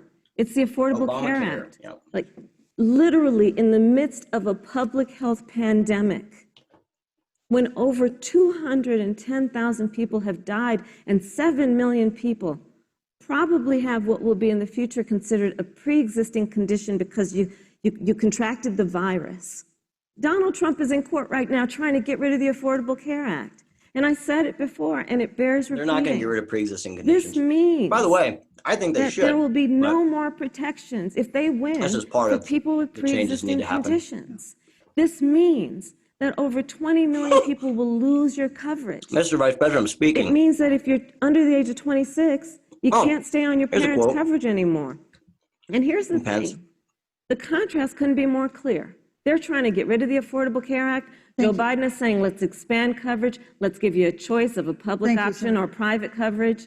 Let's bring down premiums. Thank you, Senator Let's Harris. lower Medicare eligibility to 60. Thank you, Senator. That's true Harris. leadership. You know, you mentioned earlier, Vice President Pence, that the president was committed to maintaining protections for people with pre-existing conditions. But you do have this court case that you are supporting, your administration supporting, that would strike down the Affordable Care Act. The president says, President Trump says that he's going to protect people with pre-existing conditions, but he has not explained how he would do that. And that was one of the toughest nuts to crack when they were passing the Affordable Care Act. So tell us specifically, how would your administration protect Americans with pre-existing conditions to have access to affordable insurance if the Affordable Care Act is struck down? Well, thank you, Susan. But let me just say, addressing your very first question, I couldn't be more proud to serve as vice president to a president who stands without apology for the sanctity of human life. I'm pro-life. I don't apologize for it. And this is another one of those cases where there's such a dramatic contrast. Joe Biden and Kamala Harris support taxpayer funding of abortion all the way up to the moment of birth. Late-term abortion. They want to increase funding to Planned Parenthood of America. Now, for our part, I would never presume how Judge Amy Coney Barrett would rule on the Supreme Court of the United States, but we'll continue to stand strong for the right to life. When you speak about the Supreme Court, though, I think the American people really deserve an answer, Senator. Here it is. You think she'll hold her to it? Are you and Joe Biden going to pack the court if Judge Amy Coney Barrett is confirmed? I mean, there have been 29 vacancies on the Supreme Court during presidential election years, from George Washington to Barack Obama. Presidents have nominated in all 29 cases.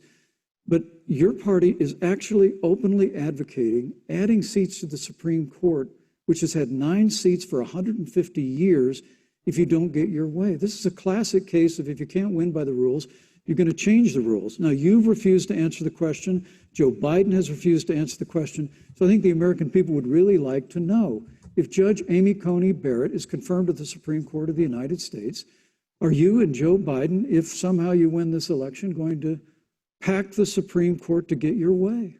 I'm so glad we went through a little history lesson. Let's do that a little more. In 1864. Well, I'd like you to answer the question. No, Mr. Vice President, I'm speaking. I'm speaking. Okay. In 1864, one of the, I think, political heroes, certainly of the president, I assume if you also, Mr. Vice President, is Abraham Lincoln. Mm-hmm. Abraham Lincoln was up for re-election, and it was 27 days before the election, and a seat became open on the United States Supreme Court. Abraham Lincoln's party was in charge not only of the White House, but the Senate.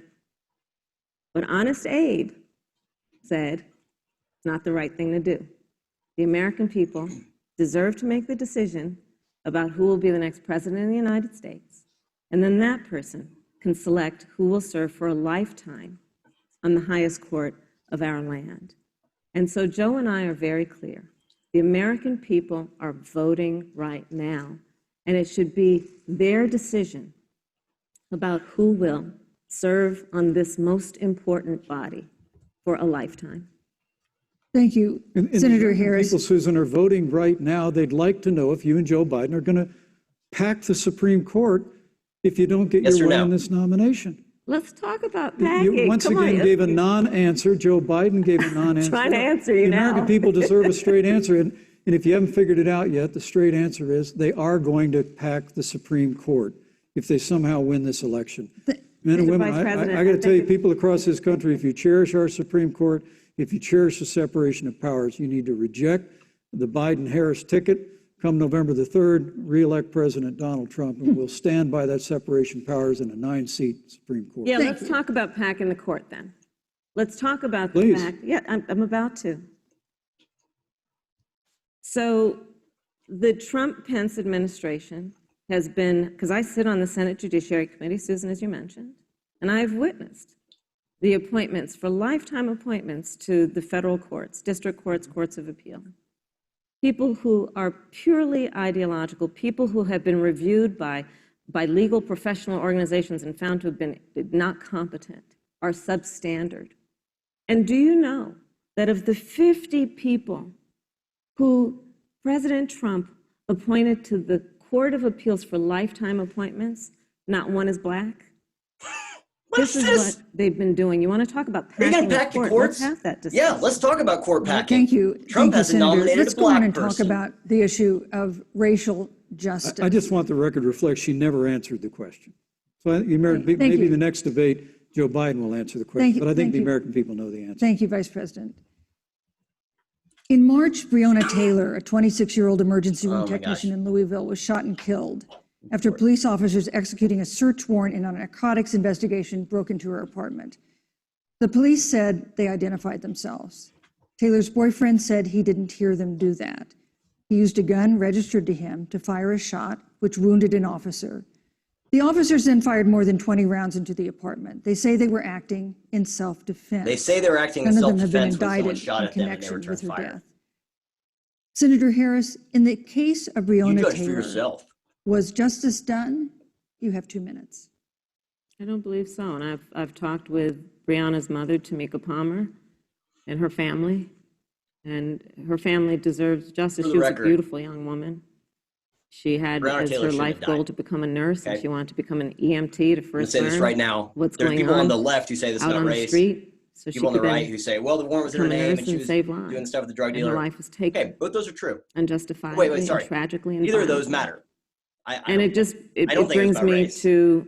And I don't think the fact that the warrants were legitimate... 8 minutes and 46 seconds that America witnessed, during which... No-knock warrants... An American man... In stand-your-ground states... Was tortured and killed... Are stupid. Under the knee... Breonna Taylor shouldn't be dead. This has nothing to do with race. Uniformed Those cops don't deserve to go to jail. If they get shot at, they can return fire. And people around our country... No-knock warrants in stand-your-ground states... You know, where you can shoot if you think someone's every gender are stupid. Perfect strangers to each other. So she shouldn't be dead. This doesn't have anything to do with race. Shoulder to shoulder, arm in arm, fighting Nuance. I know, guys, right? For us to finally achieve that ideal of equal justice under law. And I was a part of those peaceful protests. And I believe strongly that, first of all, we are never going to condone violence, but we always must fight for the values that we hold dear, including the fight to achieve our ideals. Like these, I hate. And that's why Joe Biden and I have said on this subject, look, and I'm a former career prosecutor. I know what I'm talking about. Bad cops are bad for good cops. Damn, we need reform of our policing in America and our criminal justice system, which is why Joe and I will immediately ban chokeholds and carotid holds. George Floyd would be alive today if we did that. We will require a national register for police officers who break the law. We will, on the issue of criminal justice reform, that breaks down his death. Get rid of private prisons. I watched and it cash the night bail, and we will decriminalize marijuana. And we will expunge the records of those who have been convicted of marijuana. This is a time for leadership on a tragic issue. Unarmed Black people in America. Thank you, Senator. There is reforms needed, but George Vice President Pence, let me pose the same question to you. Him. In the case of Breonna Taylor, and then was justice done? I'm like, okay, I'm ready to go to bed, emotionally taxed, and then I find out Trump has COVID. I'm like, oh my God. Well, our heart breaks for the loss of any innocent American life. And the family of Breonna Taylor has our sympathies. But I trust our justice system, a grand jury that refused the evidence. And it really is remarkable that as a former prosecutor, you would assume that an impaneled grand jury looking at all the evidence got it wrong, but you're entitled to your opinion, Senator. I think, look, and with regard to George Floyd, there's no excuse for what happened to George Floyd, and justice will be served. But there's also no excuse for the rioting and looting that followed. I mean, it really is astonishing. Flora Westbrook is with us here tonight in Salt Lake City. Just a few weeks ago, I stood at what used to be her salon, was burned to the ground by rioters and looters. And Flora is still trying to put her life back together. Yep, that's right. And I must tell you, this presumption that you hear consistently from Joe Biden and Kamala Harris, that America is systemically racist. And that, as Joe Biden said, that he believes that law enforcement has an implicit bias against minorities is a great insult to the men and women who serve in law enforcement. And I want everyone to know who puts on the uniform of law enforcement every day that President Trump and I stand with you. And it is remarkable that when Senator Tim Scott tried to pass a police reform bill, brought together a group of Republicans and Democrats. Senator Harris, you got up and walked out of the room. And then you filibustered Senator Tim Scott's bill on the Senate floor that would have provided new accountability, new resources. Yep. But we don't have to choose between supporting law enforcement, improving public safety, and supporting our African American neighbors and all of our minorities. Under President Trump's leadership, we will always stand with law enforcement, and we'll do what we've done from day one, and that is improve the lives of African Americans. Thank you, Vice President. Record unemployment, record investments in education, and we'll fight for school choice for all of our members. Thank you, the Vice President. The fly on crap memes will be overwhelming. Harris. I will not sit here and be lectured by the Vice President on race, on what it means to enforce the laws of our country. I am the only one on this stage who has personally prosecuted everything from child sexual assault to homicide. I'm the only one on this stage who has prosecuted the big banks for taking advantage of America's homeowners. I'm the only one on this stage who prosecuted for-profit colleges for taking advantage of our veterans. This George Floyd video. And the reality of this is that we are talking about an election in 27 days, where last week the President of the United States took a debate stage in front of 70 million Americans and refused to condemn white supremacists. Not true. And not true. It wasn't like he didn't have a chance. He didn't do it, and then he doubled down. And then he said, when pressed, stand back, stand by. And this is a part of a pattern of Donald Trump's. He called Mexicans rapists and criminals. He instituted as his first act a Muslim ban on the issue of Charlottesville, where people were peacefully protesting the need for racial justice, where a young woman was killed. And on the other side, there were neo-Nazis carrying tiki torches, shouting racial epithets, anti-Semitic slurs. And Donald Trump, when asked about it, said there were fine people on both sides. This is who we have as the President of the United States. And America, you deserve better. Joe Biden will be a president who brings our country together and recognizes the beauty in our diversity and the fact that we all have so much more in common than what separates us. Vice President Pence, let me give you a minute to respond. Oh, wow. Thank you, Susan. I appreciate that very much. You know, I think this is one of the things that makes people dislike the media so much in this, is that you selectively edit, just like Senator Harris did, comments that President Trump and I and others on our side of the aisle make. I mean, Senator Harris conveniently omitted, after the president made comments about people on either side of the debate over monuments, he condemned the KKK, neo-Nazis, and white supremacists, and has done so repeatedly. You're concerned that he doesn't condemn neo-Nazis. President Trump has Jewish grandchildren. His daughter and son-in-law are Jewish. This is a president who respects and cherishes all of the American people. First Step But Act. you talk about having personally prosecuted. I'm glad you brought up your records. Thank you. But I really need to make this point. When you were DA in San Francisco, when you left office, African Americans were 19 times more likely to be prosecuted for minor drug offenses than whites and Hispanics. When you were Attorney General of California, you increased the disproportionate incarceration of blacks in California. You did nothing on criminal justice reform in California. You didn't lift a finger to pass the First Step Act on Capitol Hill.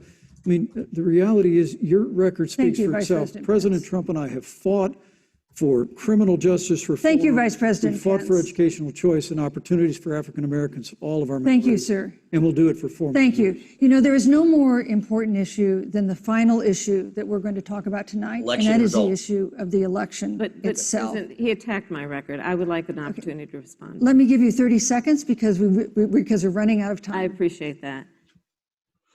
First of all, having served as the Attorney General of the state of California, the work that I did is a model of what our nation needs to do, and we will be able to do under a Joe Biden presidency. They're going to hit her with that. She said the work I did is a model of what needs to be done. Includes what this administration We locked has up a failed bunch to of do. black people for minor It will be about not marijuana only offenses. It's a model, guys. instituting a ban on chokeholds and carotid holes. Thank you. Not only, Thank you, Senator I would Harris. like to go through, These are points that you made earlier in the hour, and I want to talk about the election itself before we have to. but I want to This talk moderator about is the connection between what Joe and I will do she's and my great. record. I mean, she's had some which moments, right? includes, But I by was and the large, man. first statewide officer to institute a requirement that my agents would wear body cameras and keep them on full time. We were the first to I like body initiate cameras, by the a way. requirement that Body there would be a cameras, it training just for makes law sense to enforcement me, on to be implicit honest. bias, because yes, Joe Biden and I recognize that implicit bias does exist, Mr. Vice President, contrary to what you may believe.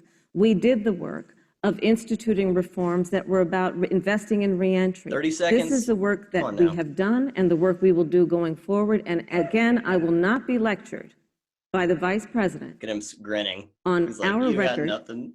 You got of nothing. what we have done in terms of law enforcement and keeping our communities safe, and a commitment to reforming the criminal justice system of America. Thank you, Senator Harris. And I'd like to pose I'd like you to respond first to the question on our final topic, the election itself. President Trump has several times refused to commit himself to a peaceful transfer of power after the election. If your ticket wins and President Trump refuses to accept a peaceful transfer of power, what steps would you and Vice President Biden then take? What would happen next? You have 2 minutes.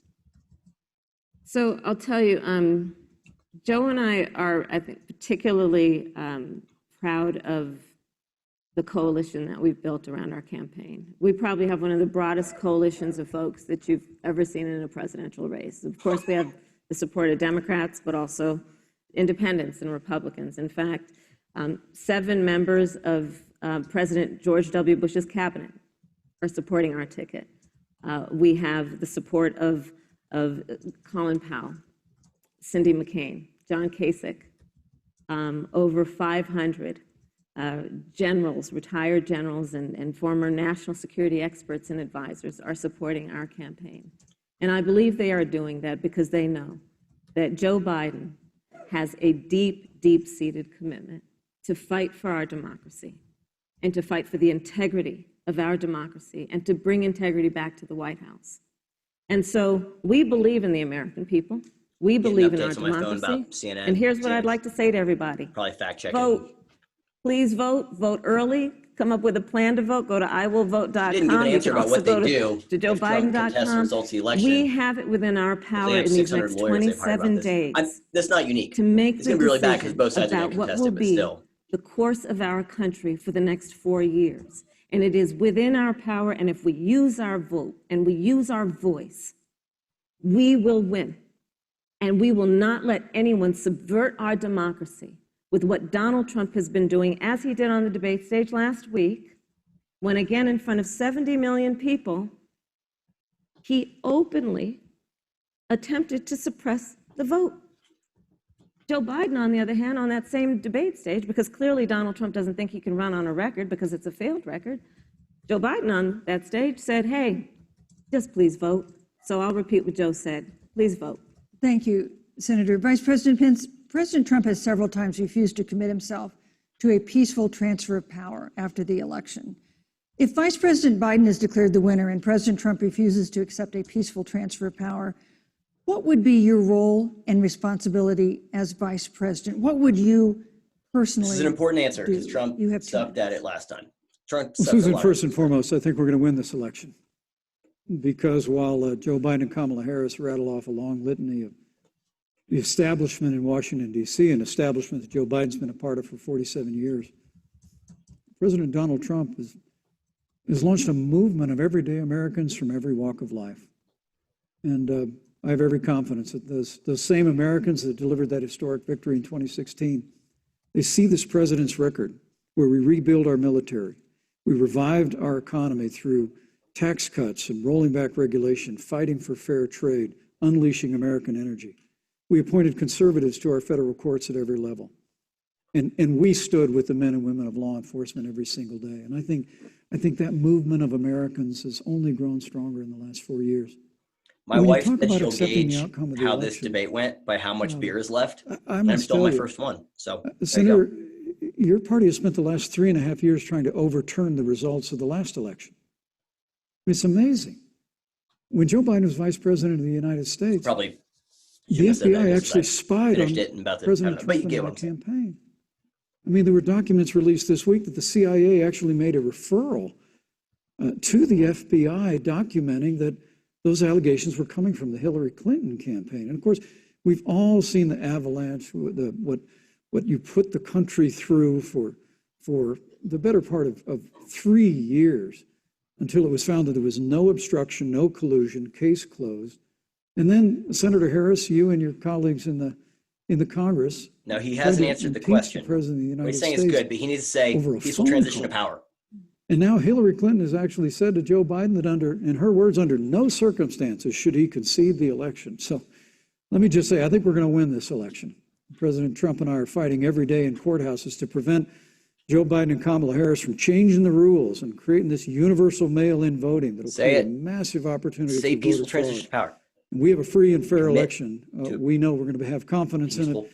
And I believe in all my heart that President Donald Trump's going to be reelected for 4 more years. You know, I've written all the questions that I've asked tonight, but for the final question of the debate, I'd like to read a question that someone else wrote.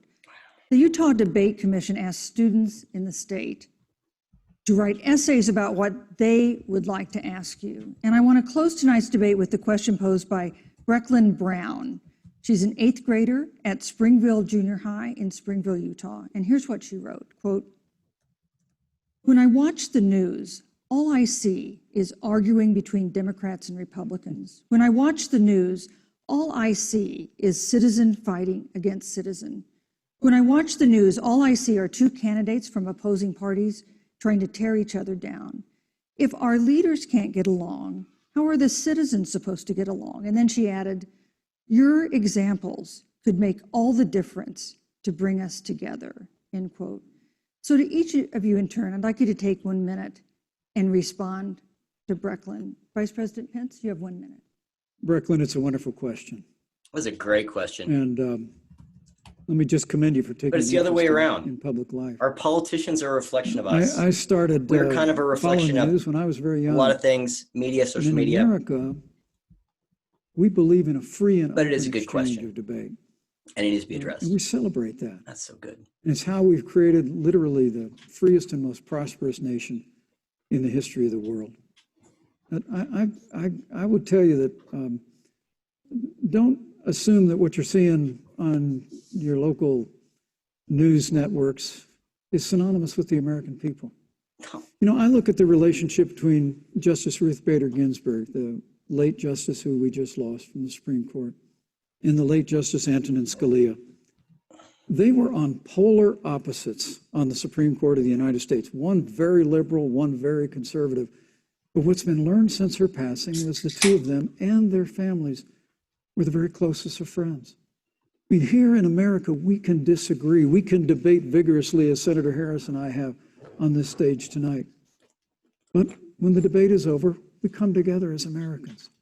And that's what people do in big cities and small towns all across this country. So I just want to encourage you, Brecklin. I want to tell you that we're going to work every day to have government as good as our people. And the American people each and every day love a good debate. We love a good argument. But we always come together and are always there for one another in times of need. And we've especially learned that through the difficulties of this year. Senator Harris, what would you say to Brecklin? No, she's just going to talk about Trump and how Biden's a nice guy. I love hearing from our young leaders. And when I hear her words, when I hear your words, Brecklin, I know our future is bright because it is that perspective on who we are and who we should be. That is a sign of leadership and is something we should all aspire to be. And that, that brings me to Joe. Joe Biden, one of the reasons that Joe decided to run for president is after Charlottesville, which we talked about earlier. It so troubled him and upset him like it did all of us, that there was that kind of hate and division. What propelled Joe to run for president was to see that over the course of the last 4 years, what Brecklin described has been happening. Joe has a long-standing reputation of working across the aisle and working in a bipartisan way. And that's what he's going to do as president.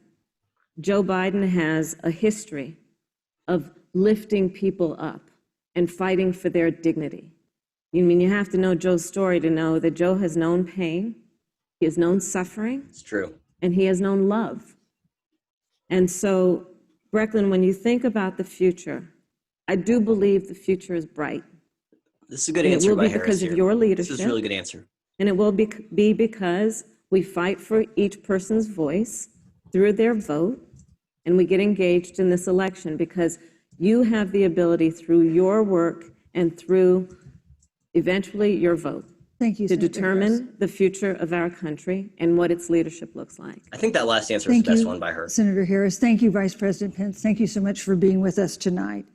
We want to thank also the University of Utah for its hospitality, and most of all, our thanks to all the Americans who watched this debate tonight. Again, our best wishes for a quick recovery to President Trump, the First Lady, and everyone who is battling COVID-19. The second presidential debate is next week on October 15th, a town hall style debate in Miami. We hope you'll join us then. Good evening. That was fantastic. The whole debate was great. Let's talk about it. All right, I'm going to quit my screen share here, give some thoughts, and then get Kevin in here. But I'll give some thoughts just on my own. I'm still on Facebook too. That was good. So there was substance. I thought the moderator did a really good job. What's really interesting is, from what I understand, Chris Wallace is the only person who had moderated a debate before that is doing any of these. And so this person and the next two are all first timers. And Chris Wallace didn't really do a good job. Now, I think that you got to give him some credit. I think in the beginning he was trying and things got off the rails, and he's kind of old and was like, I'm not going to tolerate this. So, okay. But I thought she did a good job. I thought she was fair. There are a few times, you know, she kind of started to cut Pence off when he would say something, but Pence adapted, right? So Pence would just say, okay, and then he'd give what he wanted to say in his answer to the next question. That's really good. That's really good. So I was way wrong about the way I thought he would perform. I mean, I was super wrong. I thought that she was going to just absolutely destroy him. I thought his answers would be kind of, you know, well, they're just radicals, but they had a lot of depth. Harris didn't have any. So what just happened is actually what could have happened again if Trump had discipline. Because Harris didn't have any good answers and Pence let that be shown, right?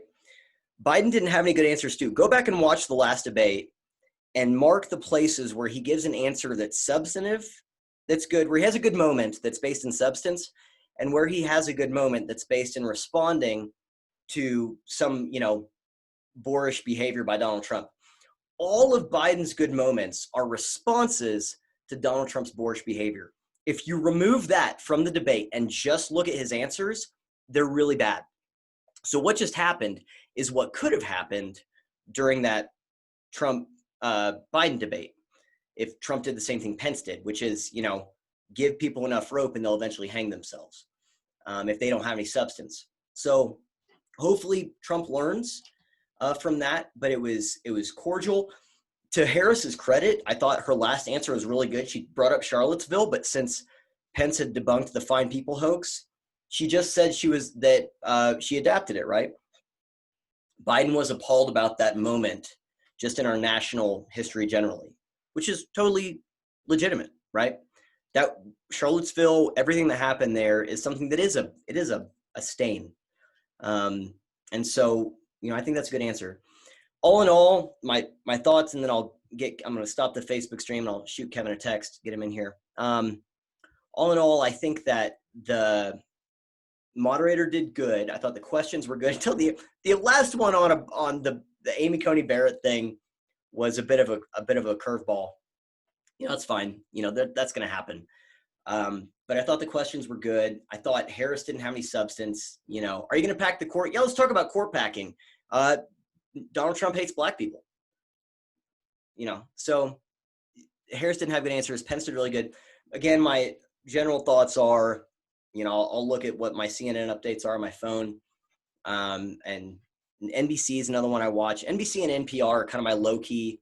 CNN starting to gain kind of that stain of being, you know, a bunch of hacks. People are waking up for that. But NBC and NPR are both, you know, try to emulate CNN in some ways. So I want to see what NBC and NPR have to say about that tonight.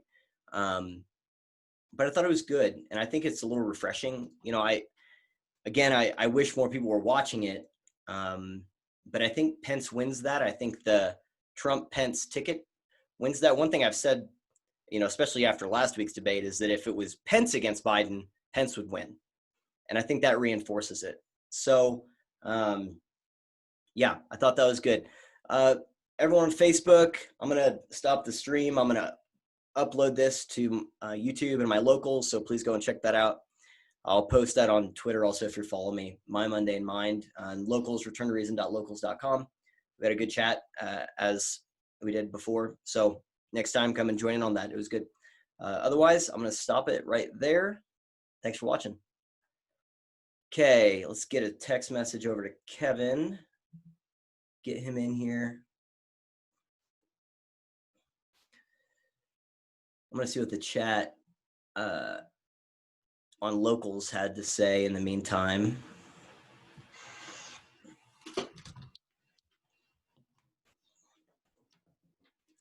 Waiting on Kevin. Let's see. Whoa. There he is. Cannot minimize Zoom when you're recording this meeting. Fine. Kevin. I'm here and alive. What up? There we go. Oh my God. Man, I need to shower in the worst way. It has nothing to do with the debate. Maybe a little to do with debate. I don't know. What was your event you had? So super important event. It wasn't. So I'm in a Wednesday men's softball league. Okay. And although like I kind of wanted to like rain out today because I'm like, oh, I'd much rather be doing this. For my own mental health, like I need to find ways to get out of the office or my home. And I'm taking it as an opportunity to make sure I get out because I know I'm not doing enough of that. I'm working every night until about 2 a.m. So I know I need to relax a little bit. So I told myself, no, I can't skip this. I have to get out. I have to do something athletic and just get out of the house. So I still did that, but the game ended a little after 8. I was able to throw it up on my phone. It seemed like it because a buddy of mine came with me and he drove, so I got to watch it on my phone on Hulu on the way back. So I think I basically only missed kind of the introductions at the beginning. I don't know if Pence threw on the Tulsi Gabbard mask like I advised him to, but he didn't need it, I don't think. What do you mean Tulsi Gabbard mask? Oh, you probably didn't see my post on Locals. I did not. Said my bold prediction. I made a cool meme and well, not a meme. I made a picture that was kind of crude. Today's been a hell of a day. So I'm sorry, man. I'll be catching up tonight as I'm uploading this stuff. No problem, man. But yeah, I said his best strategy right now, even though I think, the more we got closer to the debate, the more I started to remember and realize, because Ben Shapiro hammered this home a lot. And he's showing a bunch of clips, and she's an awful debater. She's just generally a really bad debater. She's absolutely terrible. She's good when she doesn't have any opposition. So she's good when she's in the courtroom and gets to go after someone. That's her talent. But when there's someone, if the person in the courtroom could just respond to everything she says, she'd get destroyed by everyone. Yeah. She's so bad. James brought it up in the chat, and I've said this a lot before. She's Hillary 2.0. She's not. She's just Pokemon, go to the polls and vote. Yeah, go to joebiden.com, and it's like, okay. 6063. Yeah. You know the thing. But like it was just she exudes this inauthenticity so much. And I know I've said this in a podcast before, but like if she came out and say I love my kids, I'd immediately think she hates her kids. Just because she's so inauthentic. You'd at least be suspicious of the claim. Like, right. There's like the way you say it and that awkward smile you give. It's like, no, I don't believe you. I'm sorry. Like I want to. I'm not saying I don't believe you because of your ideology. I don't believe you because some people just exude inauthenticity. She is a really bad used car salesman with nothing to say, and that's her biggest flaw. And she got crushed tonight. And we talked about it in the chat. Unfortunately, this doesn't really mean much. Again, you go back to the question, the most important question of all these debates is who undecided just moved to the other side. And the bigger question with this debate is who undecided watched this debate, because they're not going to see the highlights if they're not watching Fox News or conservative commentary. This is going to be put away, or, CNN's going to pluck out those clips that, kind of somewhat is good, but they're not going to give Pence a response. And the only, point I would make that Pence could have done a better job is counterpunching. I mean, he counterpunched, but he came out really soft, really composed. And it took a while to get to that counterpunch, right? And that's the gift that Trump has. He hits you with the counterpunch before you're ready for it. Like you're looking the other way, your chin is up, and he takes the shot. And as much as you can hate Trump for a lot of his personal faults, that is a gift that he has that does great for him normally. Now, when he closes his eyes and starts swinging his arms around like he did in the last debate, not really good. It's not very effective. So hopefully, as I mentioned in the chat, he's taken some notes today. Understand how to compose yourself. Understand that you need to let them get out enough rope, get enough slack in the rope to hang themselves before you go on the attack. Because Kamala Harris, if no one was there, like you guys mentioned that Pence is on his A game. Yeah, Pence did a great job, but he didn't need to be on his A game tonight. He could have literally been a block of wood and Kamala would have come off just awful. I mean, just awful. She is so bad at this. She had nothing to say. It was really like Biden. Biden had nothing to say in that first debate, but that kind of went to his advantage. I'm listening. I'm looking at what headlines I have on my phone. Oh yeah, no, I see you playing Pokemon Go over there, but but yeah, it's a problem just with the Democrats in general. It's the only people in the Democratic Party who have ideas are really bad. Green New Deal. Why is that such a big talking point? Because it's a Democrat idea, one of the very few they have, and most of the party runs away from it. Because the only thing you get, and Pence, man, if he could be a more precise counterpuncher, or maybe not precise is the right word, if he'd be more open to striking immediately on the counterpunch, every single time she brought up race, you just got to be like, oh, isn't the guy your running mate a racist? I thought he was a racist. I wish he would. Like that's what you kept saying. It's like, maybe you shouldn't label Donald Trump a racist for all these things you think he said in the context that you're trying to bring up right now. Because when she went on that 2-minute scourge, I mean, that was a slander. Like, you could damn near take that into court and be like, I'm going to sue you for a lot of money. Like, get the Covington Catholic kids lawyer on the case, and they'll make out with like $500 million. And I mean, it was 2 minutes of pure slander and out of context. It was awful. And the problem is, CNN's going to play that. CNN's going to play that. They're going to keep the context out. They're not going to let Pence come in and respond and being like, oh man, there's a beatdown right now. And none of it is grounded in reality at all. And it's sad that the people on that low information diet, they're going to see that and they're going to be like, oh, well, there's no reason she would lie.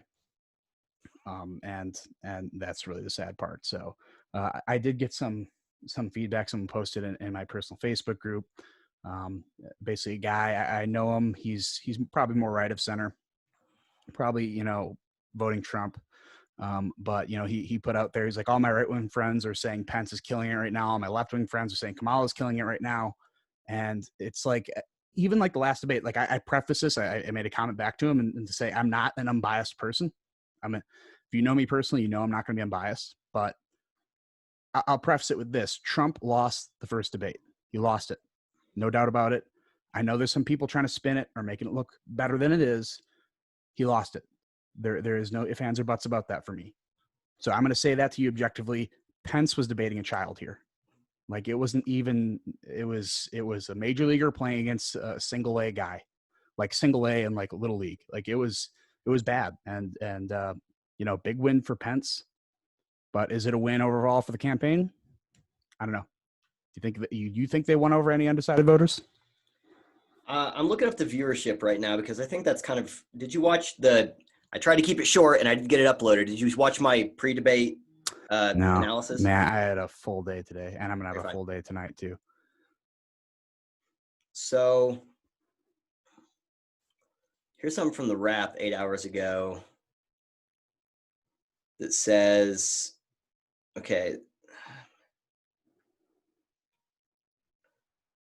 Will Kamala Harris and Mike Pence buck the trend of declining VP debate ratings? This is 8 hours ago. I want to see how many people watched the one for Trump and Biden? Wasn't it 70 something million, right? Yeah. It was a pretty crazy number.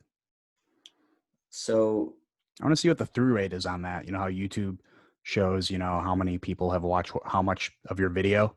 And sometimes it's like, oh, I have 100 views, but if people only watch it for 2 minutes, an hour long video, whatever, like, I'm curious what that debate was. Like, how many people shut it off after the first 15 minutes and be like, no, like, if I wanted to watch WWE, I'm just going to click on the rest of the channel. I've got a good formula for that. I don't have to look at that because I know that if I say anything even remotely critical of Donald Trump or his performance or anything like that, the average watch time will be however long up until the first point I say anything critical of Donald Trump. That's how long the average watch time is, and I will lose subscribers. I lost YouTube subscribers today within minutes of posting that analysis because it's just wild. Like, there's a reason why I think both sides have work to do. Obviously, I think one needs a lot more work than the other now. But you need to use my strategy. That is, you can't lose subscribers if you don't have them. It's a beautiful business model. By the way, subscribe to my YouTube channel. engineering politics. But yeah, no, I don't have much. I don't have the amazing following you have. So it's good to throw your voice out there. Amazing following. Yeah. Awesome. So I can't get the viewership. I want to see how many people watch the C-SPAN, because this one, it really does come to one of the things. Okay, so C-SPAN, 126,000 watching right now. Yeah, I don't. Then they have Seth Rogen, some video of Seth Rogen. Okay. Anyway, so here's what I'll say. What I said in that pre-debate analysis video was, first, I kind of went through my pre-debate analysis for the Trump-Biden one, which wasn't to try and predict what would happen so much as what was at stake, like what are the factors. And I talked about how the pie has shrunk. Like, so there's a CNN, I was trying to find it to send it to you last night. I couldn't find it on my phone. I just had it on the computer pulled up. About how something like only 10% of Biden voters, 8% of Biden voters among likely voters, so it's not registered voters, likely voters, about 8% of Biden voters are open to changing their mind. 10% of Trump voters among likely voters are open to changing their mind. So what does that mean? It means the number shrank from the last debate from, let's say, 25 to 30% down to about 18 total between the two. But what Trump had potentially to gain, shrunk to about 8%, really. Mm-hmm. And so what I basically said was, this doesn't matter, because even under the best case scenarios, if he gets all 8% of that, it's still not enough. I think that it holds true. So two things. I think that it holds true that most people's opinions were cemented after the last debate. No one's going to go, I think Trump really has had a rough go of it. I'm going to give him another shot. That guy just really screams like someone I want to be compassionate on. So I don't think that's true. But the thing that I said after the COVID stuff, where I said I think he kind of gets a mulligan, because before the COVID stuff, I think a lot fewer people were going to watch debate 2 than before. I think now he's going to have more access. So the part that does matter, so the part that doesn't, is people's views are largely cemented. I just don't know. I really have a hard time trying to figure out what he could do to win at this point. I can't see the math. I'm trying to find the math and I can't see it. That said, the part that did matter is, they've been keeping Kamala Harris out of the spotlight the same way they have with Joe Biden. Like an insane amount. Like, right. And so I think you hear less about Kamala than you do Biden, when you hear nothing about Biden. So yeah. So crazy. I think that for people to be reminded, oh, that's the person who's probably going to be running this place. And for her to get roasted like that, man, I was way off. I thought that Pence was going to just get clobbered, but he did. I mean, my thoughts too. I was so wrong. I was so wrong. So I think that's good for people to be reminded that she exists and that she's probably the person who will be in charge. I think that one thing, I think Ben did a good job on a show yesterday where he kind of laid out some realities of, guys, this is where it is. I'm like, oh, good. This is what you need to be saying. And today he said something that's true, that a vote against Trump is not just no vote. You are voting for something, and you need to be aware of what you're voting for. And I think that's accurate. And so I think this tonight, the part that does matter is for people to be reminded of what they're voting for. The problem is that whatever good came out of tonight, okay, I think will be ultimately overshadowed by the fact that very few people watched, and it's going to be filtered through. Here's the first CNN thing I got, right? It says, facts first. Vice President Pence says Trump suspended all travel from China to fight coronavirus. CNN's team is fact-checking that falsehood and other claims. So it's going to be filtered through that. It's the first part. Second part is, take that and set it to the side for a second. All of this is going to be overshadowed by Trump, the next Trump-Biden debate, right? So Do I think it's going to gain anything? No, which is in some ways best case scenario, because they really, I'm not sure, can gain much. And, now if Trump pays attention here, now there is a really, really tiny little needle they can thread. If Trump pays attention here, which he won't, if he takes notes from Pence, which he didn't, if he learns from Pence's strategy of the tension between going over your time and then pulling back, which politely doing it. I mean, when Pence was doing it, like Susan, yeah, like I got you, and it was like, okay, I enjoy this. And Kamala was like, let me talk. I mean, she was giving that everything, And no, I thought Kamala did okay, to be honest. Whenever it came to dealing with that stuff too, I thought that they both did fine. Not I'm talking about in demeanor. Harris in substance was bad, but in demeanor, I thought Harris did just fine. Yeah. But if Trump, for some reason, does something that is completely out of his nature, character, demeanor, general schema to do, which is to learn from other people and adapt. I think if he does what Pence did tonight, which one of the things I said in the commentary is what Pence did with Harris tonight is actually exactly what Trump could have done with Biden last week, because Biden had no answers, just like Harris had no answers. The difference is that Pence stepped back and allowed for Harris's lack of answers to show. Trump didn't do that. But I mean, I remember what I said whenever we talked. I said I imagine that Trump's support is going to dip down to the mid to high 30s. That's where it's at now. That's where it's at. It could have went the other way. I think it could be neck and neck now if he would have done what Pence did tonight. But ifs and buts, candy and nuts, right? Right. So, your question was, will it shift? Will it change the math? Will it shift undecideds? Maybe, but I don't know how significant it will be. And there's also the question of how permanent that will be, right? Mm-hmm. So Trump can undo anything. And what I think Pence did. What I think Pence could have done today is there is the evangelical vote, the religious vote out there that I think is shifting away from Trump because they're just so put off by his character flaws. Yeah, dude. Did I say that last time? I can't remember. I'm not sure. Okay. But my point is, if Pence, which he did right here with his demeanor, the only thing that would have probably shirted up more, but would have probably been too toxic to say, and something that like Wallace on Fox News brought up after the debate. The only one that he didn't answer is the Roe v. Wade. How would he act in Indiana? Would he automatically just say abortion's illegal? Like, he didn't answer that at all, which he should have. He should have touched on a little bit more and say, well, one, like Amy Coney Barrett did not say she's gonna overturn Roe v. Wade. Like, we're kind of putting everything at a little bit ahead here, making some assumptions, and you're just kind of trying to pigeonhole me. He would have won more of the evangelical vote, being like, yeah, I'm gonna make abortion illegal because it's evil and awful. But then that's more toxic to, I think, some of the other. That wasn't the question, though.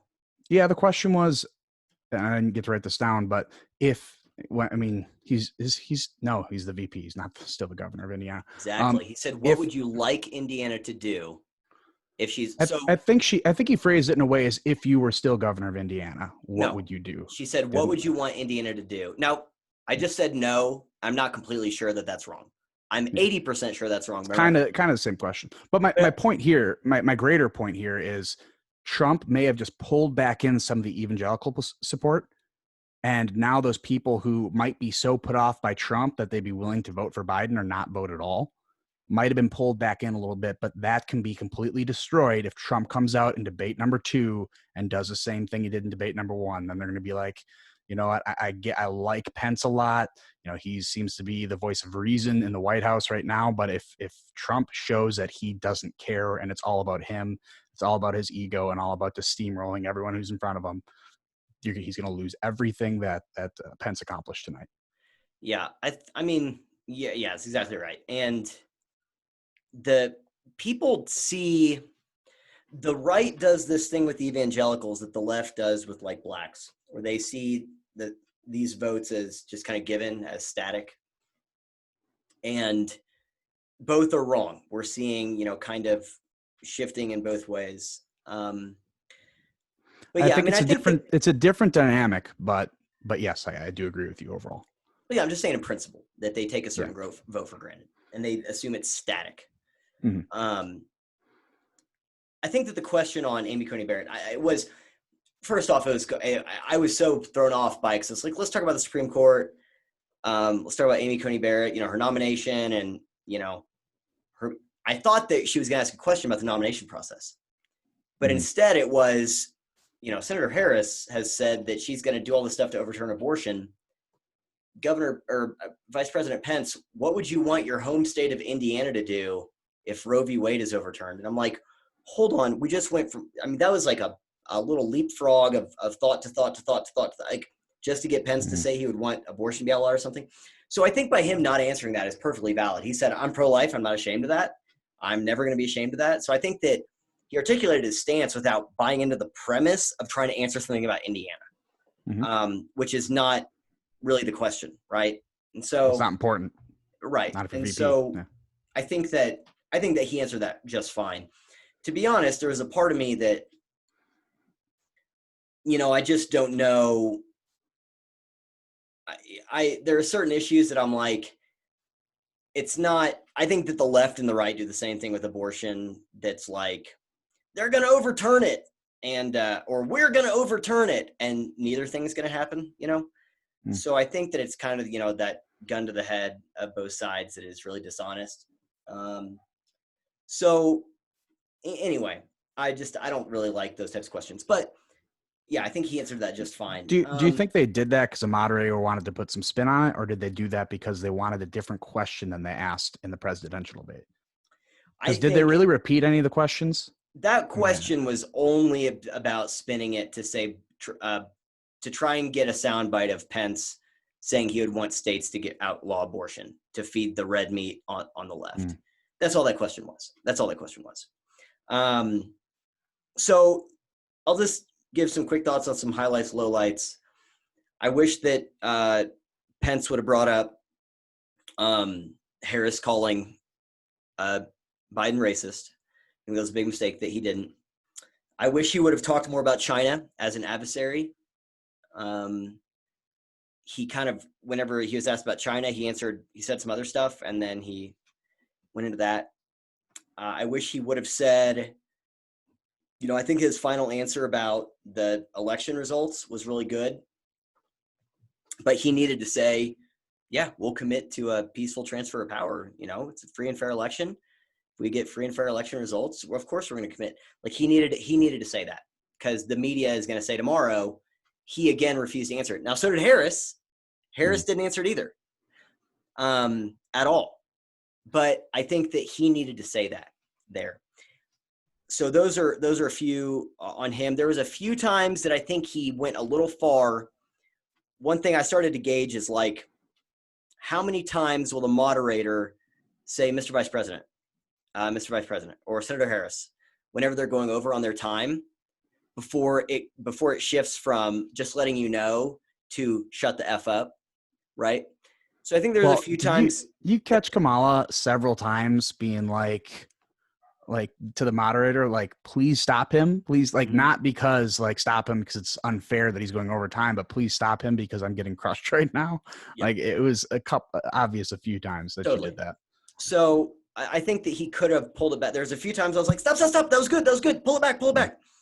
So those are a few things. I think that in terms of what he did good, he did what Trump didn't even do, which was debunk the fine people hoax.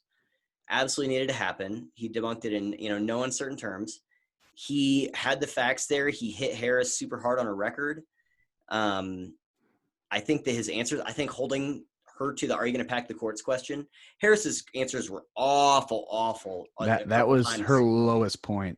It was so bad. Let's talk about court packing. All right. I do want to talk about that. How come Donald Trump hasn't nominated a black person? It's like, what the? Anyway. So I want to talk about it. Back in 1865, what are you doing? Yeah. That is the worst sidestep I've ever seen. Well, and also it's not the same situation, and it's on the tail end of the Civil War. after Abraham Lincoln had really gotten rid of a lot of civil liberty, like basically put the Constitution, under the rug for a minute, and said, let's just suspend habeas corpus and all this other stuff for the time being. So you can see why Lincoln would want to make some conciliatory moves, especially since he knew his life was in danger, as became quite obvious. So anyway, even the substance of that was just really piss poor. So yeah, I thought, I guess that's kind of my general summation on Pence. I thought he did good. There are a few things I would have done differently, but all in all, he did fantastic. And with Harris, I thought her demeanor was good for the most part. I thought she handled it. She was pretty cordial. I think she was sassy at the beginning, and then she did some self-correcting in the middle. So that was good on her part. Her answers had no substance, which is frustrating because she won't get held accountable. At least the ticket's consistent. Hey, that's true. It's a lot more consistent than the Trump Pence one, really. Anyway, but yeah, so I thought that there's really no other than the demeanor, and I really thought her final answer was good, to be honest. I thought she did a good job. Here's one way that she did a good job, okay? One way that that Kamala Harris did a good job with that final answer is she adapted the statements about Charlottesville in real time. That's a good answer. She said he got into this race because of what happened in Charlottesville, which is false, but okay. And she adapted from when Pence straight up did not let that fly and she made it about, that was a stain on our nation's history. That was a stain of what was going on in our society at that point. She adapted it. So that was good on her part, because she knew that she would have sounded really stupid if she tried to say the same thing after Pence just eviscerated her on that. So I thought her final answer was good. It was actually quite good. Neither of them answered the question on a peaceful transfer of power. But of course, only Pence needed to answer that, because only he is going to be held to an answer there, right? Yeah, he's going to be called a climate change denier, which of course, that's always going to happen. Yeah, I think everything we've said here, I guess my last thought, well, actually two thoughts. That last question was really good. I actually got a little emotional hearing her read it, because I'm like, this is what we need to be talking about. We need to be talking about how we treat each other. We need to be talking about the fact that if the sitting president gets a disease, they could kill him. The response is so ravenous, but it's also not surprising, but it's morally abhorrent. We need to be talking about the way that we treat each other and the permission we give each other in society to dehumanize each other. And I thought it was a bipartisan question. I thought it was a good question. Of course, it's an 8th grader, so I'm not going to take too much issue with it, but I think the premise is backwards. When she's like, how can you expect us to behave if our politicians don't? It's like, well, we elect them, right? So they are a reflection of us, not the other way around. The question needs to be, how can we behave better so that our politicians do? They are a reflection of our society. But either way, I really liked that question. I thought it was unifying, and I thought that both did a good job of not making the answer partisan. That's the other thing that made Harris's answer good. And Pence's was too, right? Pence's was actually optimistic. He's sitting there saying this stuff. I think we're better than what you think. We're not what you see in the news. And I'm like, no, we're so much worse. But I'm just really cynical. But either way, I thought it was a good question. I hate the fact that it's going to be overshadowed. I hate the fact that that question is going to be spun by the media when honest actors will say, let's talk about that. It's really powerful that the last question was written by, an 8th grader, presumably, maybe their parents or teacher, whatever. But it's a nonpartisan question about why do we treat each other the way we do? Why we're so divided? Why our social fabric is ripping so much? And what do we do about it? And, I was glad that they brought that up. Let me just put it that way. I was glad that they brought that up.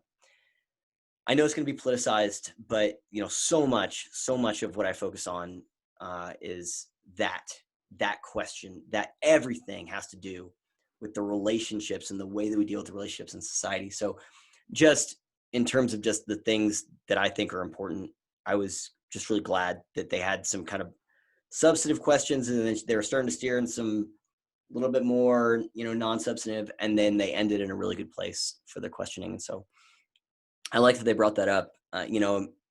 Besides that, my final thought is that there were, again, just like, kind of what I said last time, and I actually did take notes on the topics this time, just for you.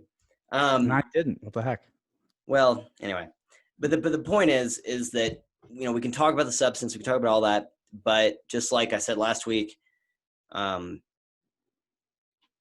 that's not really what matters. It's the perceptions. And this is ultimately going to fall on the president. And it's going to be really disappointing if, I don't know if he can salvage his campaign, to be honest. I don't know if he can salvage his presidency to get reelected. But I wish he would learn from what Pence did tonight, because if he needs to repeat that performance. So the other upside, the last thing I just had is, I know that Biden was talking about there shouldn't be a second Trump Biden debate if Trump still has COVID. My guess is he's going to change his mind on that because of what went down tonight, because he's not going to want the last word to be this, right? And by he, I mean his campaign people. He's just going to want the last word to be peanut butter or something. But so I think that, again, it could work in Trump's favor, but I just am not convinced he's going to do what he needs to do. So it's going to get undone probably. But anyway, that's kind of my final thoughts and takeaway. I don't know what you got. Sorry, I just realized I just kind of rambled there for a little bit. No, I get depressed when I think about our social fabric, so then I just get all why is that? Come on. Yeah, I agree with you there. I don't think we've gone too far. I don't think Trump's gone too far that he can't make his way back. Although if you do see this large victory by Biden, I do think we can look back at the first debate as when the campaign ended effectively. I think we will look at it like that, but I think there are a few avenues he can take to make sure he can salvage it and make a comeback. But when it came to this debate, I mean, there's a stark difference between Pence and Trump, if you didn't notice. And one of the things that was a clear trap to me that Kamala Harris set up was going on Breonna Taylor and George Floyd and saying how much of a tragedy it was, which is a tragedy, in both cases. And what would have happened if Trump would have been on the receiving end of those talking points? Where would he have taken it? What would he have said? He would have said something like Breonna Taylor, wrong place, wrong time. Her boyfriend was an awful person. So he would have kind of tried to justify it. I think same thing with George Floyd, fentanyl overdose, probably wasn't even the cop's fault, whatever. Even though there's some truth to those answers, that is not a way you take a debate when you want to win over an undecided voter. And Pence did an awesome job at not falling into the trap. That's coming out and immediately saying it's a tragedy, man. I feel for these families. Like, we're human beings too. We don't enjoy it when this stuff happens, and we feel too. And I think he could have pushed it further, but it maybe wouldn't have been in tone. It's like, you need to stop assuming we don't care. Like, we care about this stuff. Yeah. And it's important to us. And that's, something that, Pence could put a delicate touch on that counterpunch, or you didn't even need a counterpunch at that point. It's just disarming the narrative. He did a beautiful job of that. Can Trump take a note and understand, hey, when they hit you with this stuff, that even if you're right, it's not going to play well in a debate. And you are not debating to be right. You are debating to convince people that you are right. It is not about you actually being right. You got to convince people. Politics isn't science. And dear goodness, if I have to hear one more idiot say believe in science, I'm going to freak out, because I think that is the dumbest phrase. Wait, you don't believe in science? No, I don't believe in science and that freaking ideology. It's something to be proven. It's something that you learn from, but you do not just blindly believe in it. And I hate it when people put that up. But to kind of get back on the race point, and this is something where I think Pence had an opening to start to push the narrative in the other direction, and he didn't really take it. It's not part of his demeanor. And the race thing is, and it's part of not bringing up Kamala's accusations at Biden, you have to expose racism and put it to bed. You have to say, if you use the word racism as some political talking point, you have completely disarmed the whole term. Yep. Racism is one of the most evil things about the human condition today. It is pure evil, but when you use it as a talking point and you don't really believe it when you call someone else a racist, you're destroying it. Now Richard Spencer gets to go out there and call me racist doesn't mean anything. Yep. It's like he had an opening there that he really should have took, and he needs to say like basically that exactly. It's like you cannot use these evil moral claims that say you are immoral and just backtrack and be like, well, it was debate. You can't do it. We got to stop it, and that's part of treating each other with respect. You can't make these immoral claims and say, it's kind of a tactic. Yeah. And a missed opportunity. And because I don't really have faith in Trump being able to articulate that point, I thought it was the best way for Pence to open it up and maybe help him understand and help him, flip the narrative, because that's, I think, one of the most harmful narratives going against anyone, right of Lenin right now, is they're accused of being a racist just because it's a convenient point to make. I make the same claim about Hitler. I hate it when people call, even though I've done it before, whatever, grammar Nazi or whatever. But when you start to say, that person's Hitler, it's like, well, no, like Hitler is a person, whatever. You can say good or evil. It was his actions that were evil. Are you saying that if Trump is Hitler, he wants to systematically kill 6 million Jews? No, that's not what he wants to do. It's quite obvious. But when you use the word Hitler like that, and you just kind of use it as a placeholder, you're rendered the meaning useless. Yeah. It's completely useless now. And now we can use that word flippantly and no one's going to care anymore. Yep. Words have meanings, and we have to be able to take these moral claims and put them in the right spot and only use them when they're applicable. We can't just keep willy-nilly throwing it around, and it makes everything worse. You're articulating something that I said during my commentary there, just, I think you're going to get a kick out of watching. I'm watching it tomorrow for sure. And everyone else better watch it too. Wait, you're watching it right now. Never mind. Watch it a second time. Yeah, I think that's a really fantastic point. And it was a missed opportunity. Again, if Trump had any discipline, he would have, when asked about white nationalists, he would have said, how many prominent white nationalists have endorsed me? Because Richard Spencer endorsed that guy. Richard Spencer is a white nationalist. Everyone just at home who's watching, just look up who's Richard Spencer. He's a white nationalist. He was the one who started the punch a Nazi thing because someone punched him and he's known as a Nazi. He endorsed Joe Biden. So why am I getting the white nationalist question when he's the one who's been endorsed by arguably the most prominent white nationalist in the United States? So those are those missed opportunities to just put a really clear picture in front of someone. People can identify with that. Everyone knows punch a Nazi. Most people at least are familiar with the name Richard Spencer. So you can do that. It puts a clear, it sticks that to Joe Biden instead of to him.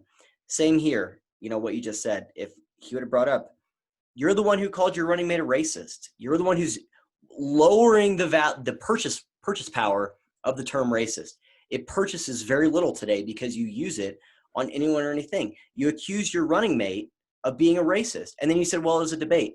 How valuable, how much can the word racist buy if you just throw it around like that? It has no value. You've inflated the value of racist. It doesn't mean it's worthless. Now, you have to use it when it's accurate. The left is the one who's done that. We've done the First Step Act, record unemployment among African Americans, record support of the GOP among African Americans. He could make those claims. It's easy to Monday morning quarterback, but those are the things that I think the American people so much now run off sound bites and quick heuristics. It's heuristics. It's system 1, system 2, right? I mean, that's all it is. And having those quick reference points of you called them a racist, it doesn't mean anything. You won't answer the packing the court one. Good. Let it be known she didn't answer it. Okay, let's move on. So those are the things that people are going to draw, because one of the things I might have recommended this book to you, but Jonah Goldberg wrote a book called Contagious, and it's about how ideas spread, like what makes people want to share ideas. And it goes through the 5 different things that makes an idea contagious. And one of them is that you can simply call it to mind at a later point in time. And that you can articulate it to another person. So he says, think about whenever a salesman makes a pitch or something like that, or you're trying to make an appeal, thinking about a job interview or something like that. What the people are going to be making their decision based on are the parts they can call to mind later, because they don't make the decision right there. They make it later. So you need to package certain ideas, complex ideas, in really simple, like easy to remember things that people will draw to mind later. What are you doing in a voting booth? You're looking at two names, and you're going to have a series of words just run through your mind. And those words, those pictures, maybe it's one picture, maybe it's one word, maybe it's one situation, one anecdote from your own personal life, that's what's going to determine which box you check. Period. End of story. And so you need to have those things. And so having that of, she called her running mate a racist, it doesn't mean anything. They're the ones who are making things more racist because they're making it where we can't actually call it racism, right? Trump's, name one law enforcement organization that supports you. None. Okay, good. That's one there, right? The suckers and losers thing on the other side. It's a lie. It's a lie, but it's sticky. Find people on both sides. It's a lie, but it's sticky. Stand by and stand down and stand by, or stand back and stand by. Stand back and stand by. That's 5 words. People are it's the lie. It's that Brandolini's asymmetry here, of just what it takes to debunk that. So you need to make sure that your side has those really sticky, really simple, easy to recall things that it's going, because that's what's going to determine this. But Pence did have a few. Harris had none, but Pence had a few. Yeah, it's all narrative building. Yeah. When you're in the voting booth, all the way you see the world, and I know I've talked about this with you before, is one of the biggest influencers on the way you see the world and the way you explain the world to yourself. Yep. Is through narrative. And it's like reading a book. If I see an important quote in a book, like I'm going to memorize that through the rest of the book and being like, oh, I'm in chapter 3. I remember in chapter 2 when I read this quote, and now it makes so much more sense because I'm going to apply it to this different idea, the different piece of the narrative. And that's what they're doing here. It's a sound bites. You go into the voting booth or vote by mail or go on joebiden.com and vote. And you fit this little piece into the narrative you're viewing these options with. And when you see stand back and stand by next to Trump's name, you now have a less incentive to check that off, because it's now a narrative fit in your head and as to how you see Donald Trump now. And you can go, down the list of all these positive or negative things. Unfortunately, in today's culture, we're focusing on the negative. So it's just gonna be a long list of negative things. It's whoever has the less negative next to it, that's who I'm going to vote for, which is sad, but sad in some ways. I don't hate it completely. I don't like the immoral language. I don't like calling each other racist or evil and stuff like that. I think that is bad, full stop. I don't mind divisiveness in politics because I actually think it can work to your advantage, but it depends on the dynamics at play. Again, if it's not based on morality, then whatever, it's fine. But yeah, what you're talking about right there is it's narrative building. You're building a narrative when you go into the booth, and then you figure out who you want as the next commander-in-chief. And it's built on these small sound bites and not much on substance and nuance, but that's where we're at today. That's how the human brain functions. Did you read The Black Swan? I know you bought it. Did you read it? I did not buy nor read it. Nassim Taleb, or did you buy Anti-Fragile? Anti-Fragile. No, I thought you bought one of Taleb's books. Taleb talks about the narrative thing. Kahneman and Tversky talk about it, or Kahneman talks about it in Thinking Fast and Slow also, but I have that people one. are more likely to believe something if it has a narrative attached to it. People a story is what they want. People want a story. Well, helps them explain their world. Like you can't really, it's impossible to explain your world if you don't have some narrative, right? Yeah, V for Vendetta. You have the facts, you know what happened, but what you really need is a story. You want to know why, how it happened. So yeah, but that's the problem. And what I said in the video before this is I said, I do think Trump's going to lose. And I think that his loss, which is funny, I hadn't listened to Shapiro's show.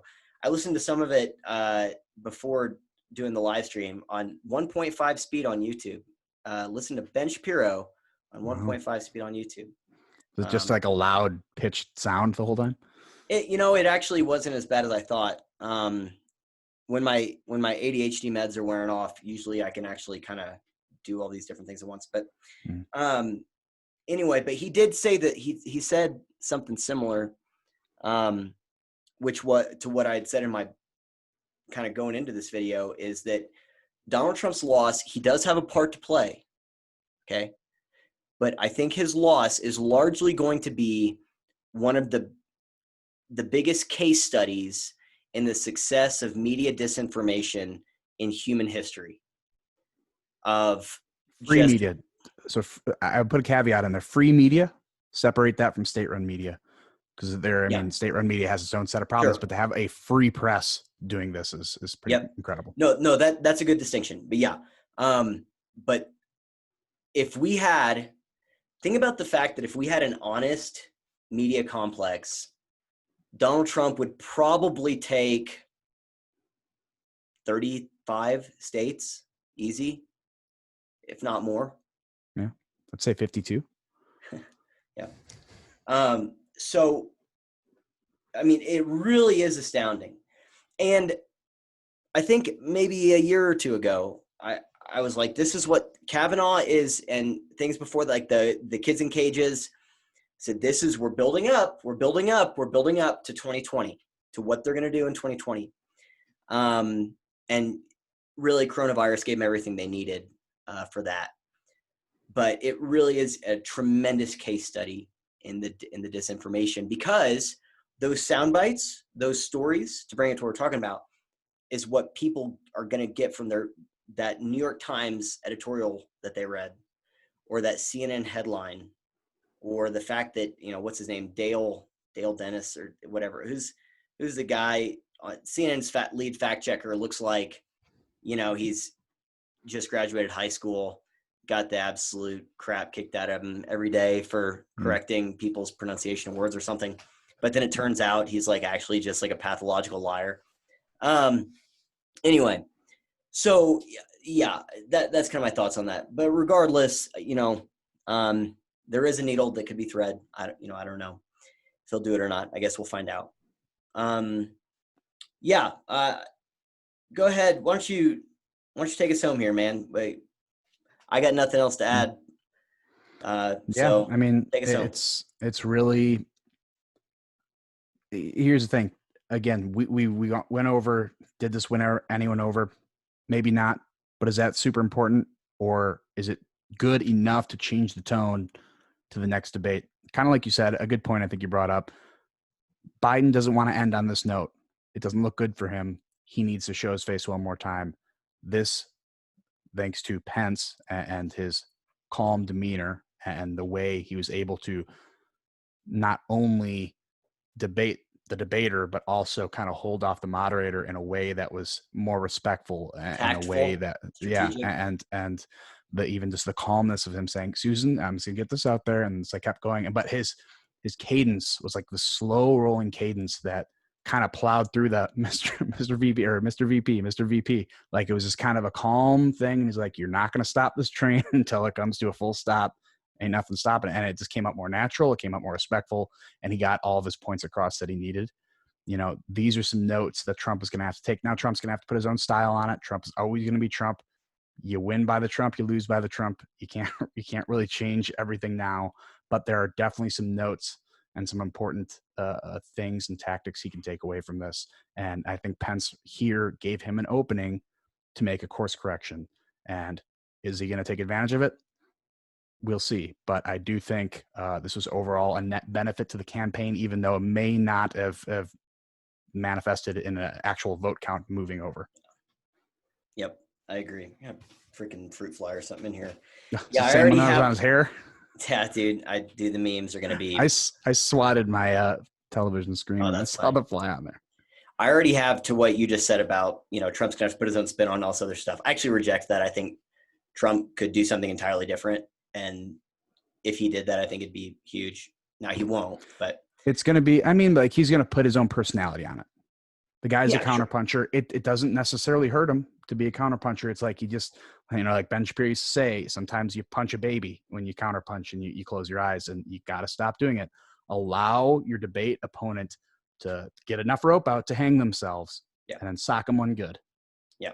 So I already have a video planned comparing Donald Trump to a parent that brings their kids across the border illegally, and America is the children being brought across the border illegally. For if he loses, whenever he said he's gonna have to do his own thing and live by the Trump, die by the Trump, I already have a thing planned on that. I don't know what in the world will do if he wins, but okay. All right. So that's a good place to stop. Thanks everyone for watching. Kevin, thank you for the conversation and the commentary. I thought you had some really good thoughts, good funny thoughts too in the chat. Everyone that was in the chat on locals, that was great. It was a lot of fun. Please go and join Kevin's locals at engineeringpolitics.locals.com. Follow him on Twitter at ENG_politics. He does have a YouTube that you should subscribe to. Engineering Politics. Join the other 15 people. On ThinkSpot, he has his own website, Engineering Politics. He did a really good post-debate analysis after the last presidential debate. It was pretty good that he posted on there. So please follow him on those things. For my end, please follow me on Twitter. That's at MyMundaneMind. On my locals, that's at returntoreason.locals.com. YouTube, Return to Reason, ThinkSpot, articles on Medium as well. So that's it. Kevin, do you have anything else? Did I miss anything? No, man, you got it all. I would just say for people who listen to this, it's always good to kind of re-listen to these debates. My thoughts have changed a lot. I was actually looking to edit that piece that I wrote with my post-debate reaction. And it's really good to even watch it with some analysis like this. Go to a left-wing guy, watch the analysis with them, kind of understand what each side is thinking, because in reality, they might reflect what the voters are thinking more so than what just you are thinking. Because if you and I already like Trump, it's kind of the thing we ran into last week when everyone's like, well, Trump may have won that one. It's like, well, you know what Trump is. He's a known quantity to you. He doesn't need to convince you of anything. Yep. Go to the other people who need convincing, and that's a good way to do it. So people should listen to this. Your analysis of it was great last time, so I'm definitely going to rewatch it tomorrow. And make sure to re-listen to it and learn. Awesome. Thanks, man. All right, I'm going to stop recording so we can get this thing uploaded tonight, which we will. I'm very excited. And I guess we'll check everyone next time. Peace out. See you.